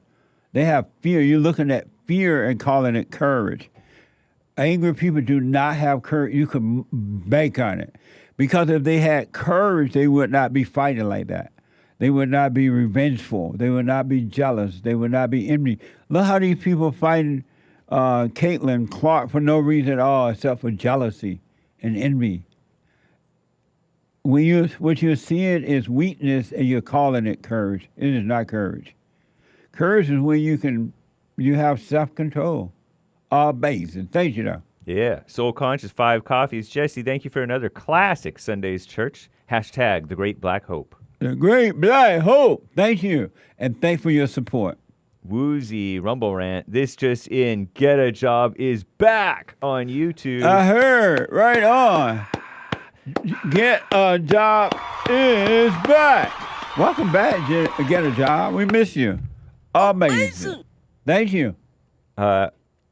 Shout out to Urinal Chills, a monthly supporter on Rumble. A darn American flag with Mommy Africa colors. Oh, heck no. That's right. No. That's a no-no. Take your little African flag to Africa, and your Ukraine flag to Ukraine, and your Allah Uaba flag to your Allah Uaba country. America flag is all we need here. This is America. Thank you. It's me, Xenia, generous Rumble Rant. Got my July Feels White shirts this weekend. Thank you, JLP and crew. Right on. Thank you. Get ready for July. July just feels white. We're about to celebrate 7 years of White History Month. Come July, if the Lord is willing and the creek don't rise. Amazing. Nice. Thank you. Ronnie from Ohio, coffee. Uncle Jesse, Jesus didn't say, with me all things are possible, but he did say, with God all things are possible. Absolutely. If Jesus was God and wouldn't have said with me and not with God in Matthew 19, your thoughts on this? Much appreciated. I like the fact that Ronnie keeps showing those who are lost that Jesus was the Son of the Father, not the Father. Jesus was not God. He was the Son of the Father. Thank you, Ronnie. Ronnie's come a long ways. Oh, yeah. Amazing. Thank you, Ronnie. C on C, coffee, Black Pirate, Skull and Crossbones, Jesse, LOL, and what a coincidence because there's a cartoon and I made of you with a pirate one eye like that. LOL. So you did this. Thank you, CI. Amazing. Elias, pot of coffee. Didn't Chester have a patch? Mr. Dillon, deputy sheriff. I never watched Gunsmoke. Oh, you didn't? That was before my time. How do you not watch Gunsmoke? Sheltered. I only watched. I watched a little bit of Bonanza, and of course Knight Rider. But I believe it was Chester who had a patch. Cool. I may be wrong, but I think so. Amazing. Thank you, CI. Appreciate it. Elias. Jesse, you look like a pirate who's ready to set sail to Africa to gather up some slaves for your plantation. Pirate flag and parrot emojis. Good idea. What the? It's interesting doing this show with a bad patch, too. Yeah, you're used to this. It just seemed a nuisance. But a man got to do what a man got to do.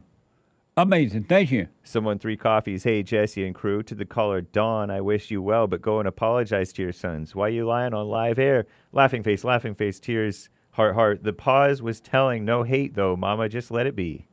I wish Dawn well. Yeah, Dawn, I don't know if I wouldn't say she was lying. I don't know if she's lying or not, but just apologize to your boys. Tell them that they need to forgive you if they want to be free and return to their father, and they'll be fine. But at that point, you got to walk away and let them either work on themselves or not. You're no longer responsible. Thank you. I appreciate it. Thank you. Subjective Evil Rumble Rant. Why is the YouTube chat 10,000% less straight than the Rumble chat? I don't know. I don't understand the question. Well, he was saying more gay, but anyway. Oh, YouTube? Yeah, YouTube versus Rumble. It's a war. Rumble is more conservative and YouTube is liberal, right? Right. Well, that's why. Nice. What the? Thank you. Subjective Evil. The reason why I do not hire blacks is not because of their IQs, their propensity to violence, constant tardiness, lame excuses, or any of that. I don't hire them because they're evil, says Subjective Evil. Amazing. Thank you. Those 2 little girls were cute at the meet yesterday, huh? Indeed. Man, smart. Yeah. They're not going to be angry anymore. Nice. They understand. It's funny, interesting how they understood about the anger thing. Yeah. That was cool. Yeah. And they even, at least one of them even raised her hand. She had questions. Yep. And how old was she? 8? 10. 10? Yep. Amazing. And one was younger than the other. No, I think they're both 10. They twins? No, I didn't say that. But how they both be 10 then at the same time? Maybe they're Irish twins, born in the same year, but not necessarily the same age. Okay, amazing. Age of inversion. Whites in America currently systematically discriminated against in every facet of life, in every institution. Yeah. Blacks better shut up and be grateful because the gravy train won't last forever. That's a good point. We're going to stop there for a minute. Okay. I want to get you some calls. Thank you all. We're going to pick up on this. I want to get you some calls here. This hour's almost up already. Amazing. Let me go to, is it Caleb? Out of first time call out of Texas. Caleb, welcome to the show. Hey. You're on the air. Yeah, just to get off Bluetooth. Can you hear me okay? Go ahead, Caleb. Hey, sir. I got a question. I respect the show. I respect what you guys do for our people. I don't hear anyone, anywhere, talk about the spiritual battle, right? So had all these podcasts show up during COVID, that scam, where they were calling us sinners for not getting a jab, right? So my question for you, just to keep it piffy, right, is what is civilization to you? Because my concern is that we are the third world country where you can't trust your neighbor, where, it's just pointing fingers, and, like I said, I respect what you do, but it's just so concerning because, what's your question? earlier in the show. What's your question? What's civilization to you? Are we the third world country? Yes. Yeah, 100%. We are third world country. We have no culture. We have no love. America is gone. It's over. Mm-hmm. So now I'm a first responder. I'm black. You black? And yeah, amazing. And what's a first responder? What does that mean? Say it again. Oh, first responder. You respond to. It's like medics and tow truck drivers and. Oh, I got you. Okay. All right. Go ahead. Yeah. So. Yeah.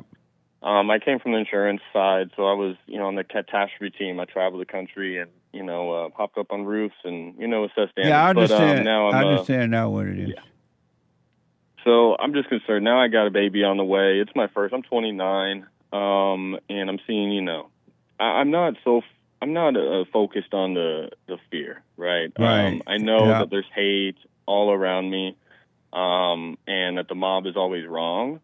And I know that we're getting dragged in this this World War III, with Israel.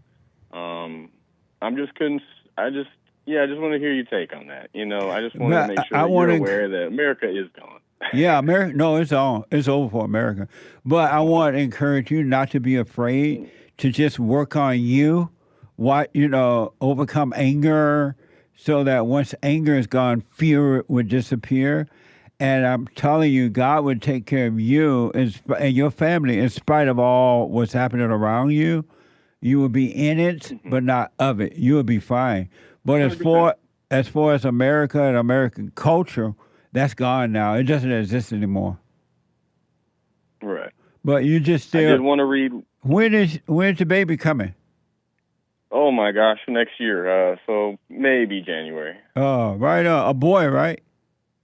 Oh, gonna be, for sure. That's right. Real men make boys first. All right. Can I read one verse for you? Yes. From the Hebrew scriptures, not the Jewish scriptures. But in Psalm chapter 4, it says, in the beginning of Psalms, it says a lot. I would encourage the readers to read at least Psalms 1 through 4 to get to this point, so you get context. Okay, read the script for me. Important. Because I'm tired, read it for that. Psalms 4, verse 4. Well, chapter 4, verse 3. But know that Yahweh has separated a lovingly committed one for himself. Yahweh hears when I call to him. Tremble and do not sin. Speak within your heart on your bed and be still. Yeah. Selah. And that's just the Hebrew word. But amazing. I just find that amazing. Yeah, man. So I want to give your readers, if they haven't heard that being still and not praying in front of people and for people, it should be in your closet. It should be in your heart. It should be on your bed. You should be still. Absolutely. Within your heart, not your words. So, amazing call, Caleb. Call me again. I appreciate it, man. So, you too. All right, Absolutely. buddy. Take care, guys. All right. Thanks, guys. 888-7753-7731. One line open there now. Go to Graham, a first-time call out of the UK. Graham, welcome to the show. You're on the air. Hey, Graham. Graham going once. Yeah, hi, can you hear? Graham going twice. Hello? I hear you, Graham. Go ahead. Thanks for calling. Yeah, no, sorry, man. I had my microphone muted. I'm sorry? I had my microphone muted. Oh, Sorry, okay. man. No problem. You're there now. We have you now. Go ahead.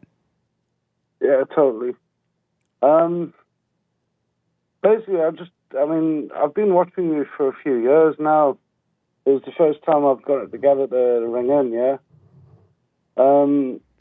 I can't remember if it was a conversation with you and Sargon or whether it was something Jordan Peterson said. It was a bit embarrassing now because I don't know who to attribute to this, what inspired me to make this point. But I think it was Sargon anyway. Yeah, it doesn't matter. What's the point? Make the point. It was talking about, like, African Americans, not having a grand cultural narrative with, the inevitable, like, noble origin stories, like folk tales and such like. Because, like, African American culture originally was made up of people robbed from disparate cultures. Nobody knew where they were from, But, like, the way I see it, like, you guys were just starting to build a noble cultural narrative when the Great Society just robbed everyone of it, you know? Yeah, that's a good point. You're right about that. Yeah. Yeah. I mean, but people in America, they're in the middle of, well, on paper anyway, the greatest political and social experiment, in history. It just seems a shame for everyone to be looking back and either flagellating themselves or pointing the finger, you know? Yeah, absolutely. When if they look forward, the sky's the limit, really. You're right about that, Graham. That's me. I and all of us here are always telling the blacks, stop looking back. Always stay present and don't be looking back, because all it's doing is keeping you down. It's not helping you at all, because whatever happened is over. All you have is right now. You should stay present rather than keep looking back. But not all, but most of the blacks, they live in the past, which had nothing to do with them, by the way. They live in the past and not the present. Well, it doesn't help when you got people like Al Sharpton and Farrakhan and the like, you know. Yeah, yeah. Poking the wound as much as they can to cash in. And Al Sharpton and Jesse Jackson and all the people are evil, and they're wrong, but still you can't. They're wrong, but you still got to blame the adult individual, because as an adult, men and women are responsible for their own life. And if you let someone else into your world and destroy your life, you can't blame anyone for that. And black people, not all but most, have turned their lives over to evil people. And they're at fault because they should take back their lives and be in control of their own lives. Well, I'm going to say, where else in the world do you have such opportunities as the United States of America? I mean, I just don't get it. You know? It's nowhere to find. It's only in America for now, at least. Yeah, I mean, the thing that puzzles me about America is, as I say, the greatest political experiment in history. Yeah. Why? I mean, the hubris of the rest of the world to look on in America's success and not try and adopt some of the precepts of, the Constitution and the Bill of Rights, etc., you know? Yeah. Absolutely. What a mess. I'm going to have to end up moving to the UK, Graham. Graham. There's plenty of people over here, man. Right on. Thank you for your call. Call me again. No worries, man. Bless up. All right. Take care, man. All right, you too. Amazing call. He's absolutely right. 1 more hour to go. Hake News is coming up. The Hake News, not the fake news, and I'll be back in a moment. One line open, 888-775-3773. Back in a moment. Hake News.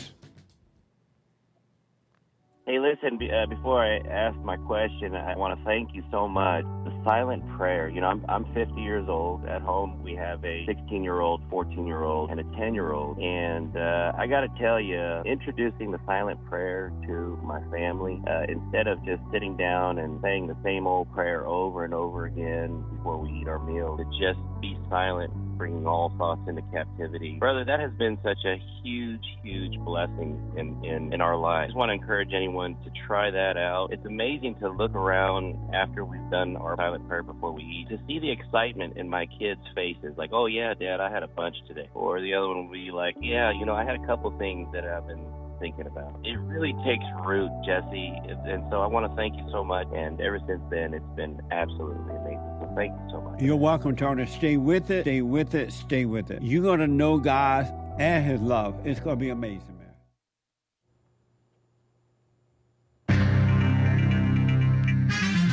A whole lot of mess going on in the world. This is the end of hour 2 of the J.S. Peterson Show. It is Female Monday, June 17th, AD 2024. The lines are full, guys. JLP will be right back to your calls, and we'll get to the rest of the Super Chats, hopefully. But first, Hake News, not fake news. Cameo Nonsense Network, CNN, continues about gun violence. No such thing. In Michigan, at least 9 people, including 2 children, were wounded after an apparent random, quote-unquote, shooting at a crowded splash pad in Rochester Hills, Michigan. The 42-year-old shooter might have been white, might have been black, we don't know, has been identified, but his motive remains unclear. What a mess. Nash, I think was his last name. Nash. Michael William Nash, 42, a loner, they said. Sounds like it might not have been black, but might have been. Who knows? Anyway, airline scare. A federal investigation underway after a Southwest Airlines flight plunged toward the ocean off the coast of Hawaii. The incident occurred April 11th, but only came to light publicly on Friday, 2 months later, after Bloomberg reported Southwest sent a memo to pilots about the incident. Bloomberg, far-left Bloomberg, reported the memo indicated a newer first officer, quote-unquote, was flying at the time and inadvertently pushed forward the control column, pushing it down inadvertently. Oops. The Boeing 737 MAX 8 flew as low as 400 feet above the sea before rapidly climbing, flight tracking data shows. In a brief statement to Cameo Nonsense Network, Southwest acknowledged the incident but did not address the memo or why the incident took place. They're pushing drugs on kids, and 20% of children are given melatonin, according to this poll. Your children may be feeling anxious before bedtime. 1 in 4 parents, 25% of parents, say they have trouble getting their anxious children to sleep. 1 in 5, 20%, resort to giving their children melatonin, according to a new poll. And aren't they kind of warning against giving children melatonin, or doctors saying, be careful with that? That's according to a new poll, and melatonin supposedly helps people with sleep, but I don't know if you should be just taking it willy-nilly. What a mess. Today's number is 1,000. 1,000 people have been infected by, according to a report, CNN, by a highly fatal bacteria in Japan. So say official figures. Experts so far unable to pinpoint the reason for the rise in this potentially deadly bacterial infection spike. A spike in these things. Crazy, huh? And it's called streptococcal toxic shock syndrome, STSS. Mortality rate of up to 30%. Wild. 77 people have died from the infection between January and March. That's not very long of a span. That's quite a few dead. What a mess. Outbreak in Japan. Anyway, back to the news. Crooked Joe Biden said, quote, "The Supreme Court has never been as out of kilter as it is today." That's Crooked Joe Biden criticizing the Supreme Court. Maybe he should look in the mirror, spiritually speaking, at a star-studded fundraiser in Los Angeles on Saturday, 2 days ago. He teamed up with the second worst or the first worst president, crooked, evil Obama, the liar-in-chief, Barack Obama, and he warned of a second Donald Trump term. Jimmy Kimmel was there, of course, the guy who cries and pushes for gun control. He's the so-called late-night host. What a mess. Anyway, they're pushing abortion for employees. Over the weekend, a judge dismissed a lawsuit filed by 17 Republican states challenging federal rules that require employers to accommodate workers seeking an abortion, so-called workers. Give them time off. They're not working if they're not working. Could be calling them workers. Call them employees. The 2022 Pregnant Workers Fairness Act received bipartisan, meaning evil, support, required employers to make reasonable accommodations for pregnant and postpartum so-called workers, including time off for doctor's appointments and bathroom breaks. The EEOC, Equal Employment Opportunity Commission, pushed for abortion within those rules. I'm James Hake. Now back to JLP, Hour 3.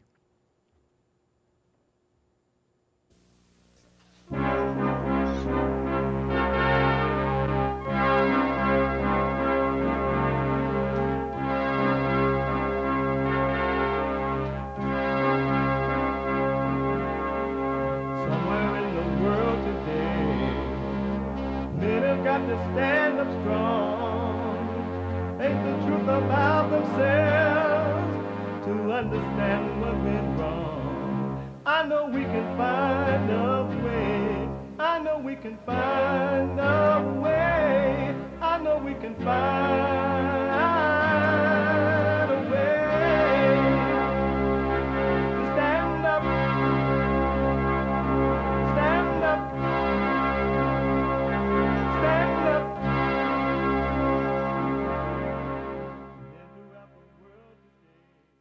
uniting the races with truth instead of dividing them with lies. We're also rebuilding the family by rebuilding the man. I'm Jesse Lee Peterson. Welcome to the third hour of the show already. It's amazing. You can get involved by calling 888-7753. 773 888-77-JESSE. JESSE. Brand new biblical question for this week, and it's a doozy. Brand new, and it's a doozy. Why do you carry out the works of the flesh? Why do you?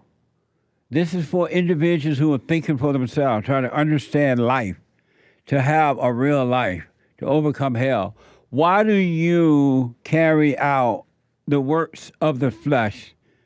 Amazing question. We have every way that you can watch and support the show listed on JesseLeePeterson.com/show. JesseLeePeterson.com/show. And if you're busy and you're out and about and you want to listen to the show, you can on your iPhone or iPad. You can podcast, of course, but you can be listening by calling the listen line at 605-615-4131. That's 605-615-4131. And to donate and have your comments read out loud, go to Buy Me a Coffee. BuyMeACoffee.com/JLP Talk or RebuildingTheMan.com. RebuildingTheMan.com. It's Monday. It's the last hour of the show today. Happy Father's Day yesterday for all the fathers out there in the world. I hope you had a good Father's Day. It's Monday, and we take all calls, but the female calls are first. It is Monday, and it is Female Monday.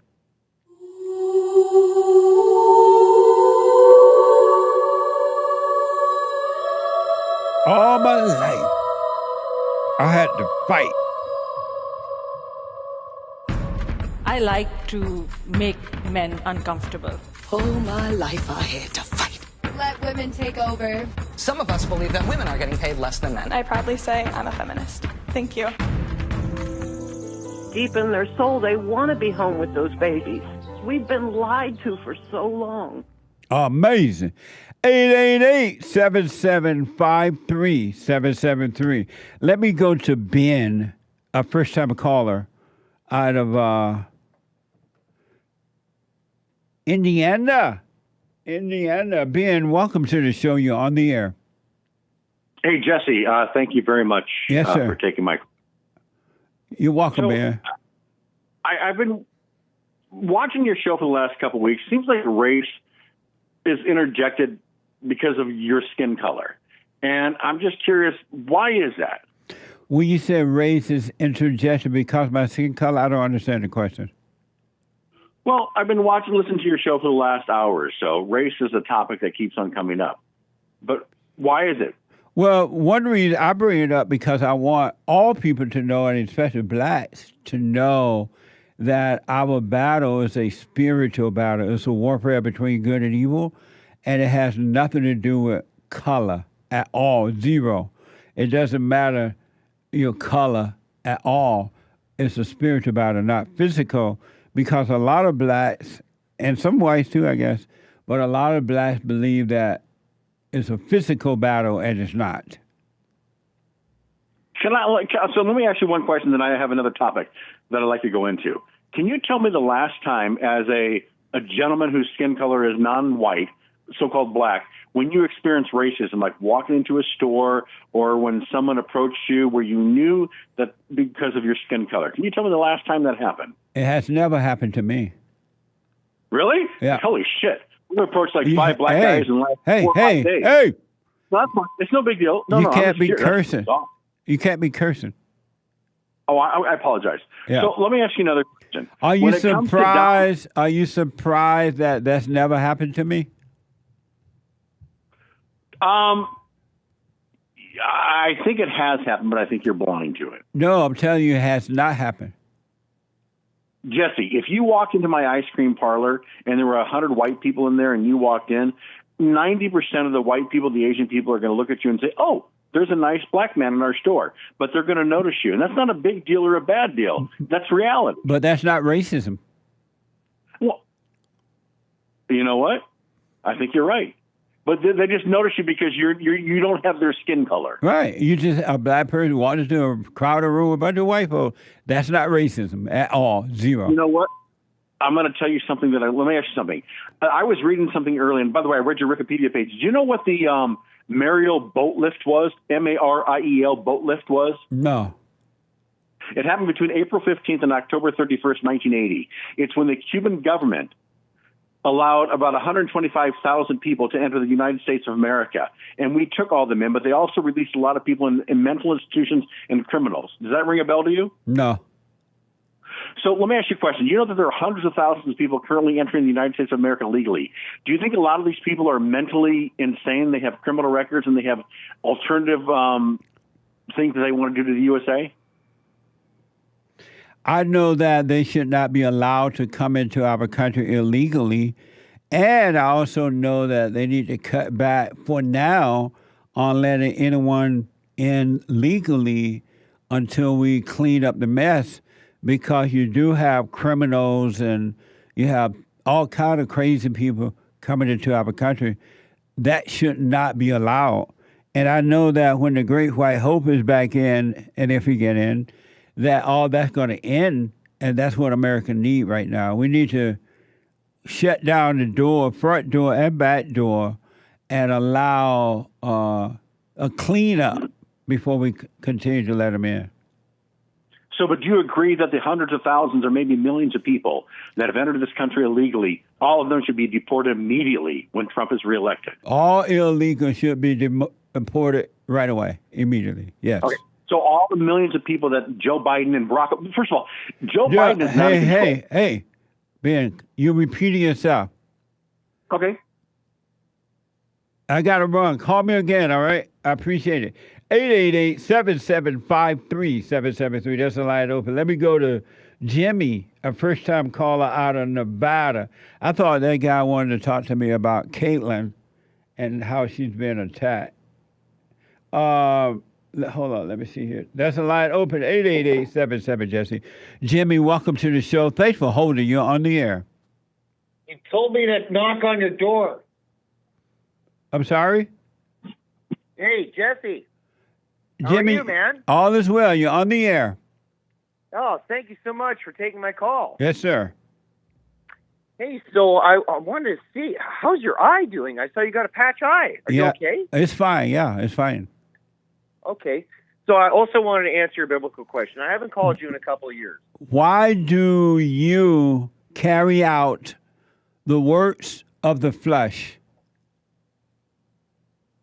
Honestly, Jesse, I think it's because I had some false hope. I had some false hope, and I believed things that weren't true, and I'm confused. And I carry out the works of the flesh because, honestly, I thought that I had a. You had a what? I had a false prerogative. So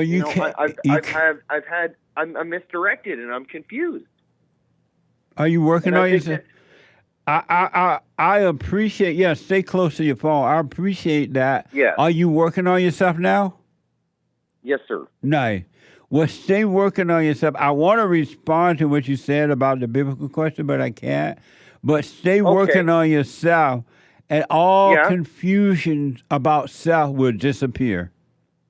Yes. Can I ask one follow-up question? Yes. How was your Father's Day? It was amazing. All right. Amazing. How was yours? All right. Mine was great. I spent my day with my father. We had seafood tacos. We had a great day. You know, we had strawberry shortcakes for dessert. It was awesome. Also, my roommate, Jesse, here just wanted to say hi to you, too. Just wanted to chime him in real quick. Okay, Jesse? All right. Jesse, I'm Jesse. What's up, Jesse? Amazing name, Jesse. All is well, Jesse.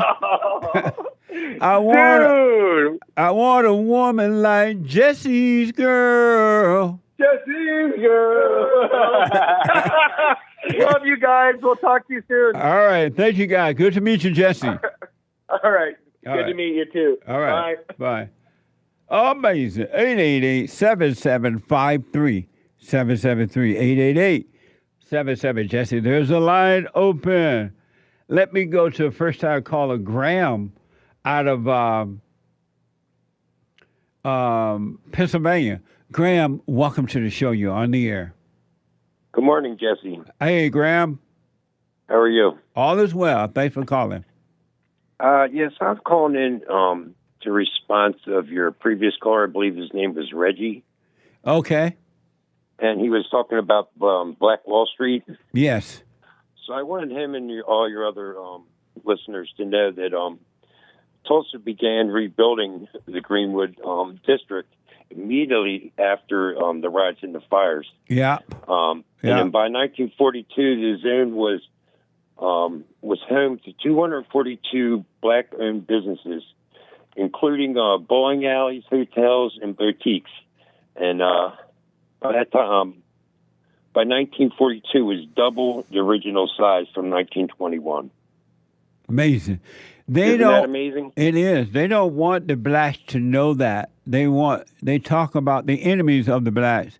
They talk about they burned down Black Wall Street. The white man tried to stop us. Every time the black man gets something, the white man stop.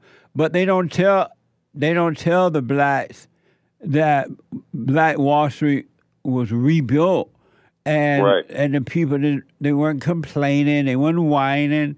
They dealt with the situation and they rebuilt it. And we talk about that, or it's talked about in Uncle Tom too. And the black can go to Uncle Tom too and watch it. They'll see they have not been told the truth about Black Wall Street. But another thing about that, Graham, whatever did or did not happen in Black Wall Street, what does that have to do with the blacks who cannot make it on their own today? They didn't have a business in Tulsa, Oklahoma. They didn't own anything. They weren't even there. Why do they blame that for a reason of not making it in their own life? It had nothing to do with them.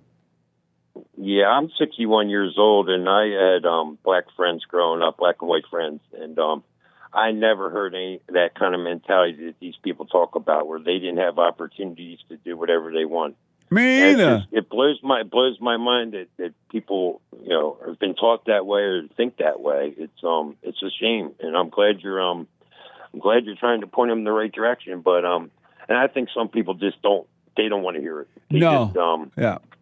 They really don't. But I also want to comment that I'm a two-time listener, and I'll call in another time because I don't want to use all your time. But I want to tell you about how my mother and father have both passed, but I've learned to forgive and drop the anger, and my life's become amazing. Amazing.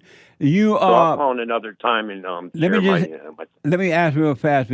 You forgave them even though they have expired? Yes. Right on. Yes. And did you know you resented them before you heard it? I had resentment towards my father, and a lot of it was from my mother. They got separated and divorced when I was young, and some of it was my own. And so I had a lot of resentments towards my father, and then later in life realized that my mom had done some of that, pushed me towards some of that stuff. And, So I had to recognize that I had resentment towards my father, but I also needed to forgive my mother too. And all human beings hate their mothers, male and female hate their mothers, but they won't admit that they hate their mothers. They think they love their mothers because they have identified with the mother, so they have the emotion. They have been rebuilt in the mother's image, but they all hate their mothers, and that's why God said, "You must be born of the spirit of the Father. You must forgive so you can be born again." Yeah, I have a friend, he's like 63, and he was a mama's boy. He lived with his mom his whole life. And his mom passed in 2015, I think. And he still breaks down and cries about her and tells me how he misses her. And I so much want to try to point him the way, but I know I can't. Like, I can't tell him. I've tried to get him to listen to your show or something. I thought maybe he would hear something that he would recognize. But, you know, you can't try to tell people that don't want to hear it. And, yeah, he's such a mama's boy, and she's really, really screwed him up. Now that she's passed, he's in a real bad way. And, yeah, it's just a shame. It's very true about him. Like, I know a number of adult men who mothers have expired, and they still cry over mama, like, you know, like they still cry about it. I'm like, what the? Yeah, it's been almost 10 years later now, and he's still carrying on. Like, yeah. Well, all you can do is let him suffer, let him stay in his hell. He loved the pain. He loved the thrill of crying over mama. So just let him suffer until he's ready to change it, if he's ready.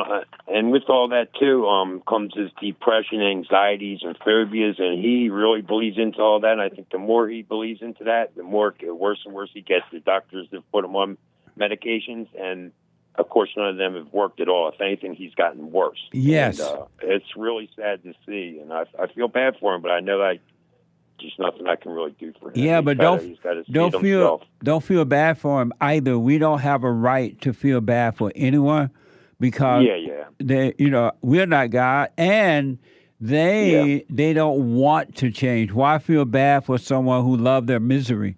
You're supposed to, you know, just wish them well, but don't feel bad for them. Yeah, no, I don't try to criticize him for it or whatever. You know what I mean? I don't I don't hold judgment towards him for the way he is. I just wish he could I don't wish that he could change, but I wish he could wake up and see. Yeah. You know? It would be cool for him if he would. I saw. Yes. Yeah. Absolutely. Well, wow, it's been really great talking to you. This was I've been watching and following you for about 2 years, and yeah, I'm really enjoying your stuff and your message. Amazing call, Graham. Call me again. I appreciate you. Okay. Talk to you later. Have a good day. You too, buddy. Amazing. All right, bye. Bye. 888-775-3773. Sandra is out of Virginia. Sandra. Hi, Jesse. Hey, Sandra, you're on the air. It's good to hear you again. You're in a noisy place. I'm on my way out right now. I had to run into the store. I just wanted to comment. Can you hear me better now? I can. Yeah, I wanted to comment on the Clark incident. On Caitlin Clark. Caitlin Clark, the white girl who could play basketball better than the black girls, and the black girls are jealous, and so now they're trying to destroy her. They're trying to hurt her and everything, it seems. Right.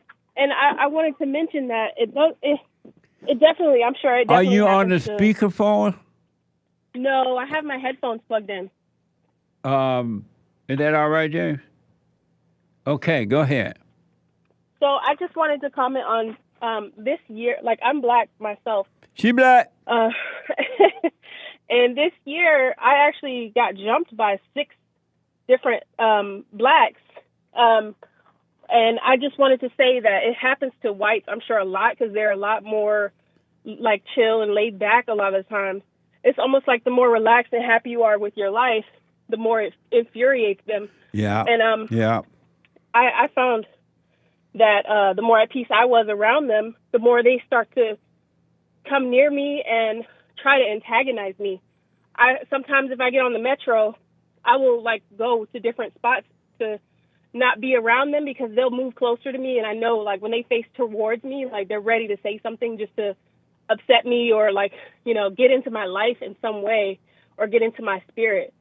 And so I just want to say it's not only whites. It's like almost anyone who they're jealous of, that they just, or maybe it's the way that I talk. I don't know. Yeah. But I was with my family at the pool, and we were enjoying ourselves, and we got into an altercation, and maybe like it was a little bit of my fault, but one of the girls said something smart to my fiance, and I said something smart back to her. But they started crowding around us, and I said, "Is that a threat to this girl?" And the lifeguards were staring right at us, and I think they were calling the police or whatever. And she was just like, "I'm gonna smack the you know what out of you," blah blah blah, right? And I was like, "Really? Like, why are you that mad?" And one of the people splashed me with water, and I splashed them back. And after that, that's when they started throwing punches. So my fiance was protecting me, but I made my way to the end of the pool and I covered my head up, and I just felt so many fists hitting me in the back of the head. I got out of the water. I ran to call the cops myself. And the lifeguard, everyone there, they let these people walk out. I watched these girls walk out untouched. Nobody did anything. Nobody tried to stop them. And it's really hard. It's really rough out there with this. Like, yeah. I wish So we could do better. you were black and you were attacked by black girls? Yes. Wow. And it's not new. I've been treated so unfairly by them since like middle school. I'm in my 30s now. And like a lot of people are right. Like when you see them, you're not like, oh, what's up? Like sometimes it's like, hey, what's up, my sister, whatever. I used to be like that, but I can't be like that anymore with how I've been treated by them. Yeah. And it's so fake, you know, like. Do you live in all a that black fake. community? No, I don't. Good. But I'm starting to see a lot of them start to show up, and I'm like, oh, we got to get out of here. Oh, man. So why do you Because, think... you know, they're bringing their bad kids, and they want to play with my kids, and I don't know how to explain to my son, you know, like, oh, they're kind of thuggish. I'll just say they're kind of thuggish. We won't go around them. Like, if they are, I'm not. Yeah. I don't automatically think that, but based off of how they carry themselves, I'll say, oh, we don't hang around thuggish kids or thuggish adults. So why do you think the blacks are so violent? I personally think it's the way that they raise their kids. I think each child has so much anger in them. I remember you played a video where the mom dragged her kid outside of the school and just beat him so bad, so mercilessly, and just humiliated him. Yeah. I think that they've normalized that, and I think that the more they normalize beating their kids and like putting that anger and reacting out of emotion like that, I think that sticks with them and carries on with them. Because not all kids keep it with them, because I was raised by Africans. Like my family is African and American. Mm-hmm. And on the African side of my family, I listened to my aunts destroy my cousins. Like they'll drag them in the room and all you hear is like nightmare. So I think that it can go one of two ways. It can either destroy your self-esteem and turn you into this pathetic, like, I don't know, like weak person, or it'll turn you into a monster. Yeah. And I think there has to be a balance. There needs to be balance. Amazing. You are, one thing I want to encourage you, next time, don't even argue with them. If they say something weird to your boyfriend or whomever, don't take it personally, because that's why you have to overcome your ego so that you don't take this stuff personal. It's not even worth fighting about, because that's how they get life, is about keeping you angry so they can get you to react. Right. And my fiance, he's Filipino. He was like, I can't really do anything, because if I hit one of those girls, I'm going to jail. Yeah. You know, you never know what happens. Yeah. So he was really powerless at that point, and I didn't realize that. And like you said, my ego definitely got to me. Yeah. Yeah. So you bring that kind of you bring that kind of trouble on yourself. Right. And my son was there watching this. And when you got home, what happened? Yeah. When I got home, actually, I had a blockage in my eye. I looked to the right, and I had blockages in my eye. My face was swollen, and I thought I was going blind, actually, when that happened. But when I got home, I was so angry, and I was talking to my son, and I was trying not to be, so, hurt and so dark inside of my heart. Yeah. So I went and got my Bible, and I opened up randomly, I looked through Proverbs, and I found a verse that talked about how some households are cursed. And I don't even know which Proverbs it was, but it talked about, it just talked about how they were cursed, and it brought me a lot of comfort, knowing that I need to watch out for that and not be cursed as well. How old is your son? He's 7. Oh, okay. Amazing. What a mess, huh? Yeah, it's really a mess. It's hard out here. Yeah. Well, watch out for the ego. Watch out for the anger, so that you will be protected from all that stuff, all right? Thank you, Jesse. And good to hear from you, Sandra. Yeah, I'm so proud of you. I'm so glad that you're spreading the word of like how things were back then. Right on. In the slave times. I want to tell more people, but I'm going to relax and just listen. And Right. All right. Call me again. Jesse. All right. Okay, I will. All right. Amazing. 888-7753-773. Let me go to Phil out of Missouri. There's a line open, 888-77, Jesse. Let me go to Phil out of Missouri. Phil, welcome to the show. You're on the air. Hey, Jesse, how are you? All is well, Phil. All is well over here on my end. I had a quick question. Okay. Well, actually, I had two. I did call to talk to you about an evil woman, but I thought that'd be a bad idea. So I wanted to tell It's you a bad that, idea to talk about an evil woman. Well, I think so. I mean, you can tell me your thoughts on You the know, matter. you're having problem with an evil woman right now. Yeah, I mean, it's been off and on with this woman, but... Are you married to her? No, sir. So why don't you dump her and move on? That's pretty much what happened. I kicked her out of the house. Remember, you told me not to move in. I don't know if you remember a few months ago, and I did. I told you not to move in, but you moved in anyway. No, she didn't move in. She just spent a few nights here and there. You know, she'd come over, spend the night, and then I always call it planting flag. She'd bring a little bag over, this and that, and then a toothbrush, and then she was moving in. Well, I really do believe that, I don't know, maybe this is my theory, but with today's technology and the phones and always on Facebook, and I think she got into this indoctrination. Her mom's a woman hater, or excuse me, a man hater, and she just had that mom in her ear. It was just a mess, to be honest, Jesse. Amazing. And what did you learn from about yourself for allowing her to move in? Well, I ended up learning that well, hold on. Let me think about that one. But I thought she was going to try to bring me down to her hell. Now, to learn about myself, I learned that I don't have as much hate. Because I thought at once upon a time I had hate. I started doing the silent prayer. And actually, when I listened to you, the one you put on YouTube, yeah, and I listened to it morning and night. There are times I missed it, but what I have noticed is when I start doing that, I lost all my hate. And it's a weird, strange feeling because I don't know how to describe it, but since I don't have that hate, I can actually see hate.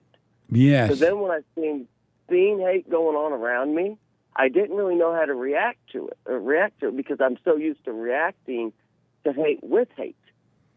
And so now I just, it's like a new sense of identity, I guess you could call it. It is, absolutely. And it seems painful because I don't know what to do other than run like I'm on fire. Well, you do nothing because that's what hate, people who are evil, they want you to overreact. They want a reaction from you. That's why they attack you, because they get a false sense of life out of getting you to react. So you don't want to react. That makes sense. I tell you what, hold on a minute, Phil. Can you hold? Let me take a quick break. 888-77, Jesse. When I come back, more of your phone calls and super chats. The treasure chest is now open on D-Live. Back in a moment.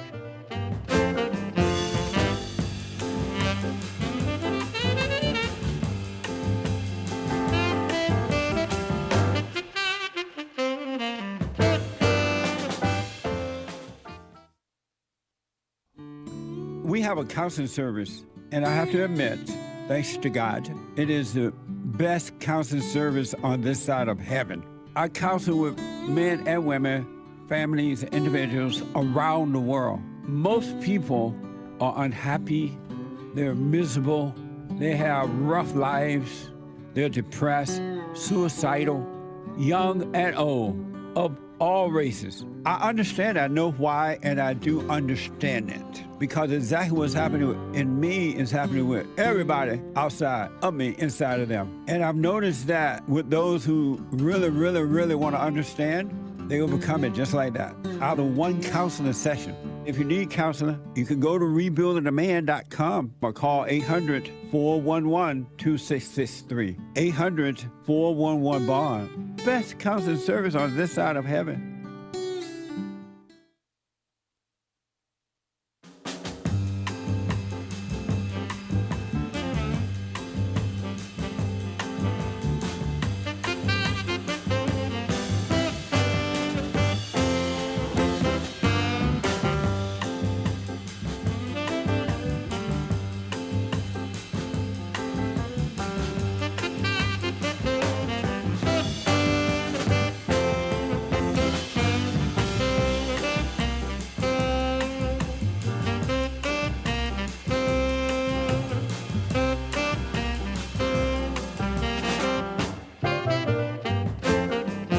Okay.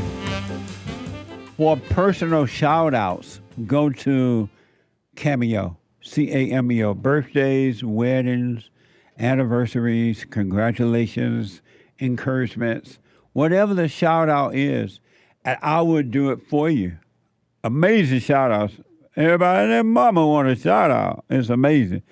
So go to Cameo, Cameo.com/Jesse Lee Peterson, and check out our merch, amazing merch, at rebuildingtheman.com/store, rebuildingtheman.com/store, t-shirts and mugs and amazing Tar Baby shirt is back and all kind of stuff going on, tote bags and no such thing as racism.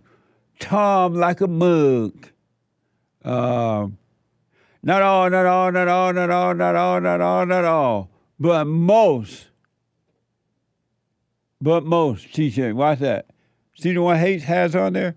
Amazing. All thoughts are lies. All thoughts are all lies all the time about anything. All thoughts are all. It's amazing. Nice shirt. Designed by the American Anchor Baby. All thoughts are all lies all the time. Amazing. And you can get it at rebuildingtheman.com/store. Rebuildingtheman.com/store. And last but not least, the No Women's Forum this week. So no ladies forum this month, all right? We're doing the men's forum and the ladies forum next month, if the Lord is willing and the creek don't rise. No ladies forum. Let your friends know, ladies. And in case someone's coming from out of town, I'm letting you know early. No, I just realized we couldn't do it. Just can't do it. All right, this Thursday, no ladies forum. I know y'all disappointed because those ladies forums are amazing. Absolutely amazing. Let me go quickly back to, there's one line open at 888-7753-773. Let me go quickly back to Phil. Phil, you was finish your point. Go ahead. Yes, sir. Yeah, I was just really talking about that evil woman. And here's the next question I wanted to ask you. Because I think these phones really did mess women up, and it's almost impossible, in my opinion, to find a good woman. Or maybe I shouldn't even be looking. I'm not sure. No, you're not supposed to look for a woman at all. You're only supposed to seek the truth. Seek what's right, and all will be added unto you. Because if you look for money, places, and things, or a woman or anything, you're putting that before God, and all you're going to ever get is hell. You're never going to be happy with it. Yeah. She tried to bring, I just got my brother in here. I got you on speaker. Big fan, Jesse. Big fan. Thank you. Absolutely. Yes, sir. But yeah, I tell you what, she's trying to bring me to her hell, and I don't know why she likes it so much, but pretty much over it. I kicked her out because she was trying to bring me down there, and I'm just not going to go. Yeah. So. Well, don't ever look anymore. Only seek what's right. Seek the kingdom of God in His right way. And if it's meant for you to have a wife, she will be added unto you without even looking. And the relationship will work without you even trying to make it work. It will work naturally because it's whatever God add unto you is perfect. That makes sense. I believe it. That's awesome. Hey, happy Father's Day. Thank you. Happy. Are you a father too? No, sir. All But right. I raised some stepkids, but hey, we had a good time. Right it's on. been a good one. Right on. Thank you, Jesse. You're welcome. Thank you for your call, guys. Good to hear from you. Yeah, thanks, Jesse. All right. Amazing. Let me go to, is it Jameel? Jameel out of Canada. Jameel, welcome to the show. You're on the air. Amazing. Hey, First Jameel. of all, happy Father's Day. Thank you. Are you a father? I'm a father. Happy Father's Day to you, too. I appreciate it. I hope to do better by listening to you. Right on. One of the things that I wanted to say real quick, first of all, with the thing with the basketball player, the white girl, Yes. and the black girl, Caitlin Jenner. one of the worst things that ever What's her happened. name? Yes, Caitlin. Yeah, Caitlin Clark. Yeah, Caitlin Clark. Yes. Yeah. One of the worst things that ever happened to me. I grew up playing sports. My brother grew up playing sports. We're both black. Canadian black, amazing. You know what I'm saying? Yeah. And I remember there was a white gentleman. His son would pick me up every morning to go practice with his son. Long story short, his son got very close to making it. I did not. And when I look back on it, I realized my parents, they created a rift between me because the other gentlemen, they were white. And he was willing to pick me up to train with his son, and my father was not. And they said, "Oh, you just there to collect the baseballs for my, you're making our son collect the baseballs for your son." Wow. And I said, and I never understood when I was young, but as I got older, I started realizing a pattern. Even in the school, I started realizing a pattern in school as I got older. And I realized that they had this issue with people, but they were using us to take it out on everybody. Absolutely, man. Without question. And my father, God bless his soul, he's sick. I don't want to talk bad about him. I called him and I forgave him. And it's funny because you always say, I woke up this morning, you say, don't say it twice. Like you forgive, you say you're sorry, you let it go. Yes. And with my mother, I said it to her once, I said it to her twice, and then it hit me. I said, why am I saying this twice? Why do I feel like I have to say it twice? And it hit me because I compare it to painting a wall. When it's crazy if you talk to a wall. It's like you're talking to a wall is the same. But when you're painting a wall, you need two coats. When you're forgiving your mother, you need two coats. That's how they make you feel. That's how they make you feel. Like you need the primer and the coat of paint. You need two for them. Because as soon as I start talking to this lady, everything you said came to pass. It was amazing to watch it happen. She's in competition with me. Yeah. It is intense to watch my mother. And what's crazy is, as a man, I'm going to say this. I'm not saying it's right. I'm not saying it's wrong. But I'm going to say this. I'm not going to curse. Nothing like that. When anybody wants to compete with a man, you have to understand that a man's instinct is to dominate because it's like I grew up playing sports. It's like, you're going to compete with me? So a woman, when she wants to compete with you, she thinks that she wants to. My mother was an abusive woman. She came to me and she said that she wanted to talk to you. The other day I went to apologize. I said, "Mother, I'm sorry." And she said, this is what she said to me. She said, "I don't know what pastor you're talking to, but I would like to talk to him. He's going to believe whatever I have to say." I was like, "For real?" But it was so funny to hear because I realized she's in competition. Why? Because she wants to prove to people that she's smarter than me. Yeah. But there is no smarter than me. I've moved on from you. She called me this morning, and she said she got baptized. Here's the thing. I got baptized like maybe a month and a half ago. I told her literally last week. Immediately she got baptized. This is the competition. This is a black woman. When people talk about sports and black people, I bring it back to Caitlin. A lot of people don't realize, first of all, white people have high levels of respect for you as a black individual playing sports. They recognize certain things about your they give you an automatic level of respect, and they believe that you have integrity. It's up to you as a black individual to redact that, to force them to take that away from you, that respect.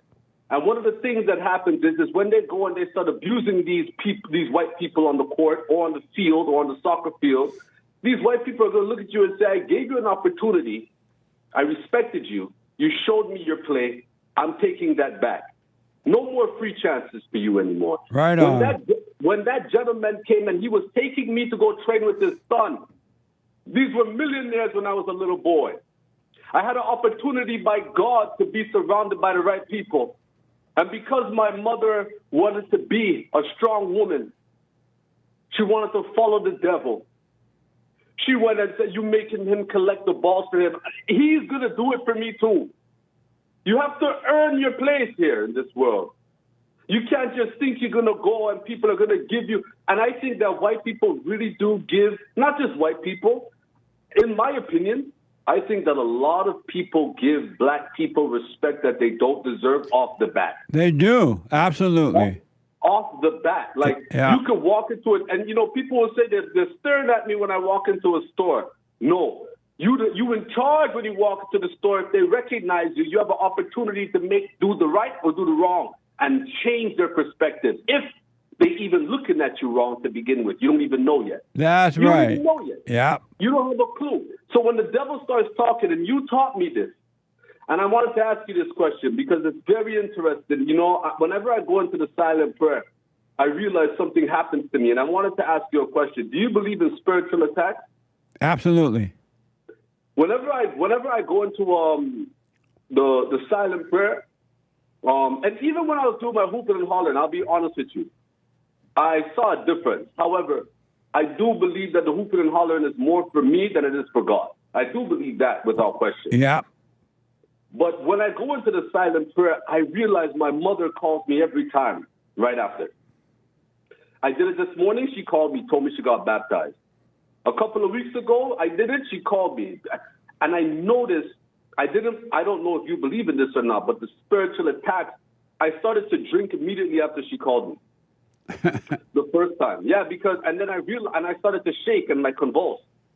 And as hard as it is to believe, that's why I'm asking you, because I know that people will call and they are, like the hypnotist. I remember you interviewed a hypnotist pastor one time, and they're convincing people of things, and you don't know if it's true or not. Sometimes you don't even know if what you're thinking is real. The devil is there. You're confused. Did you say I used to be a hypnotist pastor? No. I said you interviewed a hypnotist. Oh, yeah.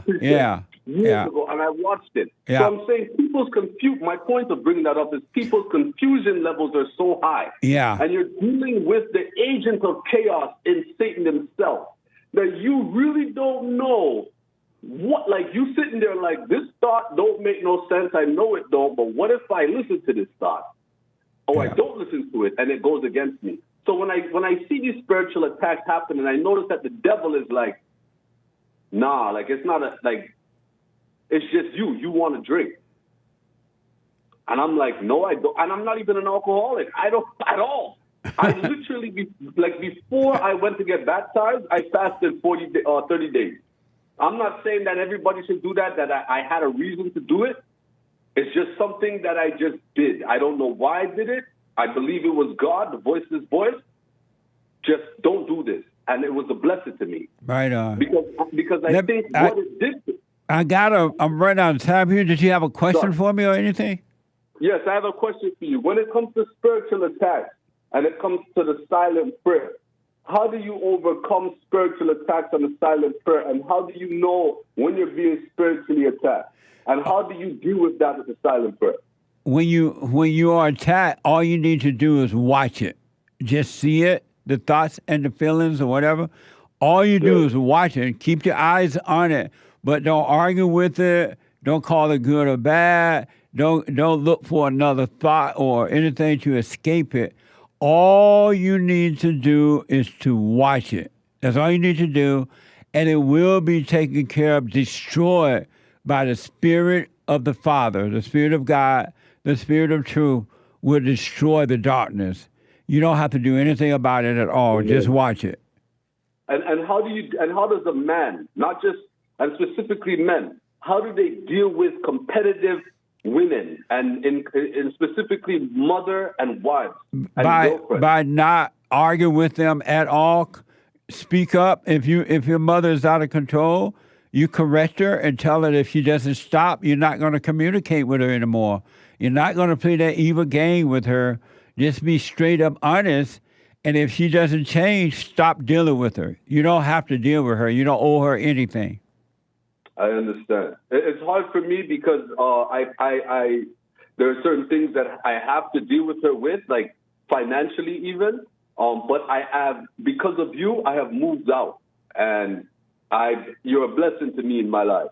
Well, you're a blessing to me in my life. If you do have to deal with her, don't argue with her. Don't try to prove anything with her. Just take care of the business you need to take care of and move on. I will do that. God bless you. You too, buddy. God bless you. Thank you. All right. Amazing. All right. 888-77-53773. Super chat. Super chats. Over on Rumble, Jesse Lee Peterson Rumble, Subjective Evil says there needs to be a test to be able to vote. You have to be able to say ask and have a bank level AI recognize it. Ask. Amazing. Thank you. Subjective Evil says since the mostly black schools are already have bars on their windows, fencing around the property, armed guards and cops on campus, I think we should just turn them into prisons while the kids are there. That's a good idea. What? You're locked up anyway. A good idea. Thank you. Dawn says, thank you for highlighting evil as evil because I never hated anyone, at least as I used to know it. Whites invent things to help everyone. That's love and not hate. Yeah. Amazing. Thank you. Dawn says, we wish her well, but she is no angel. Amazing. I forget who she might have been talking about. Thank you. She also says with the Rumble rant, such class. Miss Clark looks even better after her amazing reaction, which was calm. Caitlin Clark. Yeah, I really respect the way Caitlin Clark seemed to be dealing with the attacks from the jealous black girls in the media and the way they have treated her. She seemed to be dealing with it with class, which might not, but indicate that she's close to her father. She grew up close to her father. It seemed that way. I don't know. But I respect the way she's dealing with it, too. How old are who? Oh, I was asking about the caller. Oh, okay. Thank you. Subjective Evil says black women are like something that grew some legs and stapled some carpet on its head. They need their father's love. That's all it is. They're looking for a father's love, and instead they've been lied to. That's what's going on. Thank you. Over on D Live, Cactus Eater Bear, Diamond, Hake, and JLP are pithy earthers. Smiley emoji. Amazing. Thank you. Retro Memento, a great T-shirt idea. JLP, Alpha Pirate. Amazing. Hey, you should. What? Thank you. Charlotte says, hey, Jesse, I'm black and was raised in South Carolina. Recently, my dad told me my mom's family had 90 acres of land after slavery and lost it because they didn't pay taxes on it. I hear that a lot. We've been lied to. Yeah, absolutely. I disavow property tax, though. Me too. David, 3 coffees. I don't like that. Yeah. I live walking distance from the Round Rock Park. They host amazing community events all year, July 4th, Halloween, Christmas, etc. Never any issues till they started this one, SMH. Yeah. They had you might not have heard the report in the first hour. They had a so-called black, what do you call that black thing? Juneteenth. Juneteenth day over the weekend in Texas, I believe. And people end up getting killed, wounded, and all kind of stuff. Black people act up every time you get together like that. It's amazing. Thank you. Yeah, thank you. Wayne, I am coffee. Hi, Jesse. What is the assignment for this week? I am a blank slate. Cheers. Well, I don't know if I gave an assignment this week. Okay. You said if you want to do last week's assignment. Right.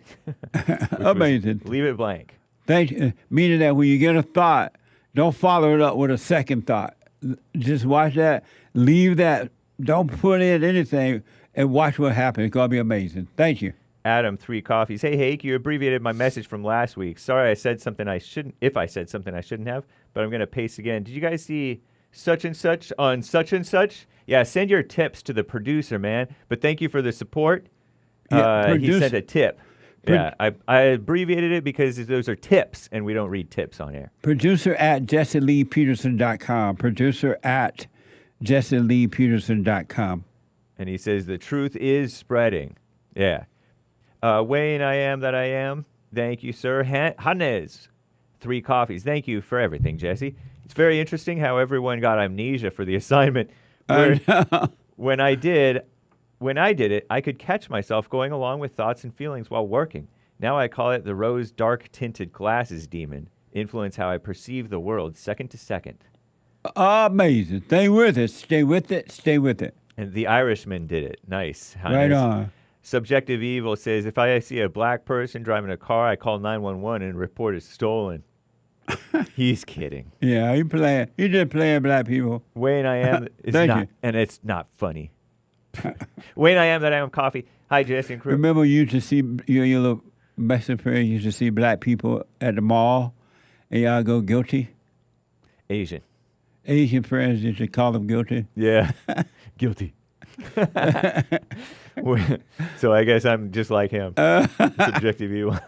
Wayne, I am coffee. Hi, Jesse and crew. I'm black and never experienced racism in my 62 years of living. Me either. I came to this country as an uneducated teenager, working my way through working on myself via the love of Jesus, education, now the silent prayer, earning over $500,000 a year. Amazing. Look forward to earning much more. While money is not a measure of success, I never experienced racism along the way. I'm a blank slate. Cheers. Right on. Thank you, and stay with it. Space is fake on Cozy says Jesse's cameos are extremely entertaining. They're fun. Personalized shout out, personal shout out at Cameo, CAMEO.com/Jesse Lee Peterson. Birthday, weddings, encouragement, whatever it is, I'll do it for you. CAMEO.com/Jesse Lee Peterson. Thank you. Amazing. And to clarify, my Mexican friends are the ones who taught me the N-word. But anyway, Lori bought our coffee. Biblical question answer.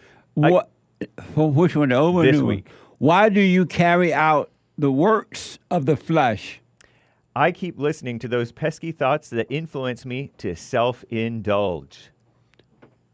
What? I keep listening to those pesky thoughts that influence me to self-indulge. Very interesting. And why? We want to know that. Listening to those things? Thank you. Amazing. Thank you, Lori. Yep. Shout out to Cactus Eater Bear, Fatty Whack, Karasu 737, Kid Combo 1, and the rest of the supporters and the D-Live crew. And thanks, guys. I do believe that is all for now. Amazing. So the Hake Report is coming up at the top of this hour. The Hake Report from 9 to 11 a.m., Monday through Friday, and then Joy on Friday TV, he black. And after from at 11 a.m. to 12, and after Joy on Friday, the American Anchor Baby at 12 noon. Let me go to Austin out of Wisconsin. Austin, welcome to the show. You're on the air. Jesse, can you hear me? Yes, sir. Okay, I've called in on YouTube 3 times. This is my 3rd, and I wanted to make sure if your eyes are right. Yeah, it's fine. I had some work done on it on Friday, and so I just have to wear a patch because of the lighting and stuff like that. But it's doing well. It's doing well. Thanks for asking, man. I know, because with the cross between what cybernetics is nowadays, I think it's a sloppy copy from the cybernetics that they use on people to heal them. When Jesus put mud on the man's eyes and the blind be able to see, I think that's minerals from mud. Very interesting. Thank you so much, buddy. I am out of time. Thank you, Austin. I appreciate it. I'm so out of time. Listen, folks, don't let anyone convince you that anger is good. Anger is evil. You do not need anger for self-defense. Don't let them tell you that lie. You don't need anger. You'll do better without the anger. You'll do worse with the anger. Anger is evil. Forgive. Forgive your mothers. Forgive your fathers. Return to the Father, and you'll be fine. Salvation is of the heart. You got to drop the anger. Drop the ego and you'll be fine. It's a spiritual battle. Do the silent prayer at rebuildingtheman.com/prayer. rebuildingtheman.com/prayer. The Hake Report is coming up now. The Hake Report. And after the Hake Report, Joel Friday TV, E-Black at 11 a.m. and then the American Anchor Babe at 12 noon. Amazing show today. Thank you all. Work on yourself. You're responsible for you. You are your world. You can have a great world, or you can be catching hell in your own world. All right? Take care. Thank you for your support, the super chats and all that, your donations and everything. I appreciate it. Tomorrow is Country Western Tuesday. If the Lord is willing and the creek don't rise. Have a good one, folks. Amazing. Amazing. You, he put that lightning in you, igniting the truth. But you beg and blame and lie and hate and never want to stand for the truth. So what you planning to do? You understand in the lose. You better go talk to your mama, better stop at the drama, better drop all the trauma. Boy, you better stand up and up. Put your hand up and hut. Cause if we don't, then we lose, and then we gotta hear the fake news. Whoa.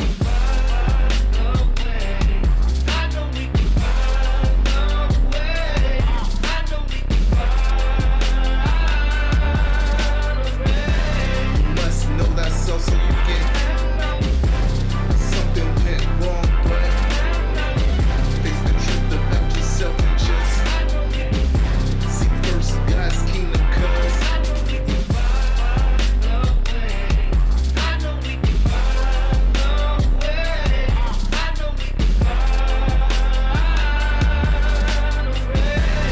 must know thyself so you get something went wrong, but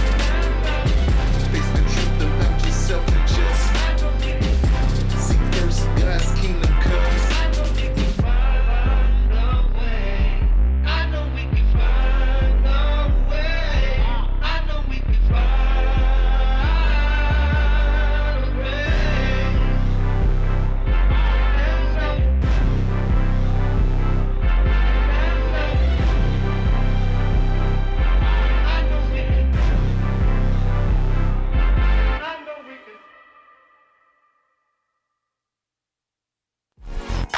So, here's what I recommend. I invite you to download my silent prayer.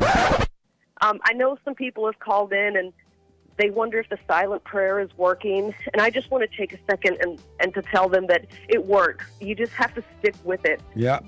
That's the first thing I started doing before I even forgave my parents. And I was so depressed and suicidal at some times that I just would have to stop in the middle of my job or whatever I was doing and go into the silent prayer. And it really does help. Like, I don't have those anymore. Amazing. You haven't seen anything yet. Doubt every thought. Bring every thought into captivity. Just let them all pass.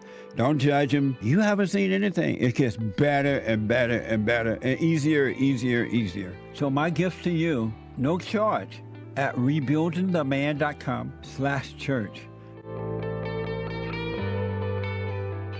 Anytime you have situations happening in your life, always be still. Don't overreact. Most of the people that I know, they say, oh, I know Jesus. I love Jesus. I'm an observer. And as soon as something don't go their way, they get mad. I'm like, what the? If you overreact, folks, remember to do that. Don't overreact. And when you get mad, it's your problem. It ain't your wife's problem, your husband's problem, your neighbor, your friend, your preacher, your teacher. It's your problem. Why you think you tick? It didn't go your way or the way you think it should go. Don't have a way you think it should go. Let life just happen.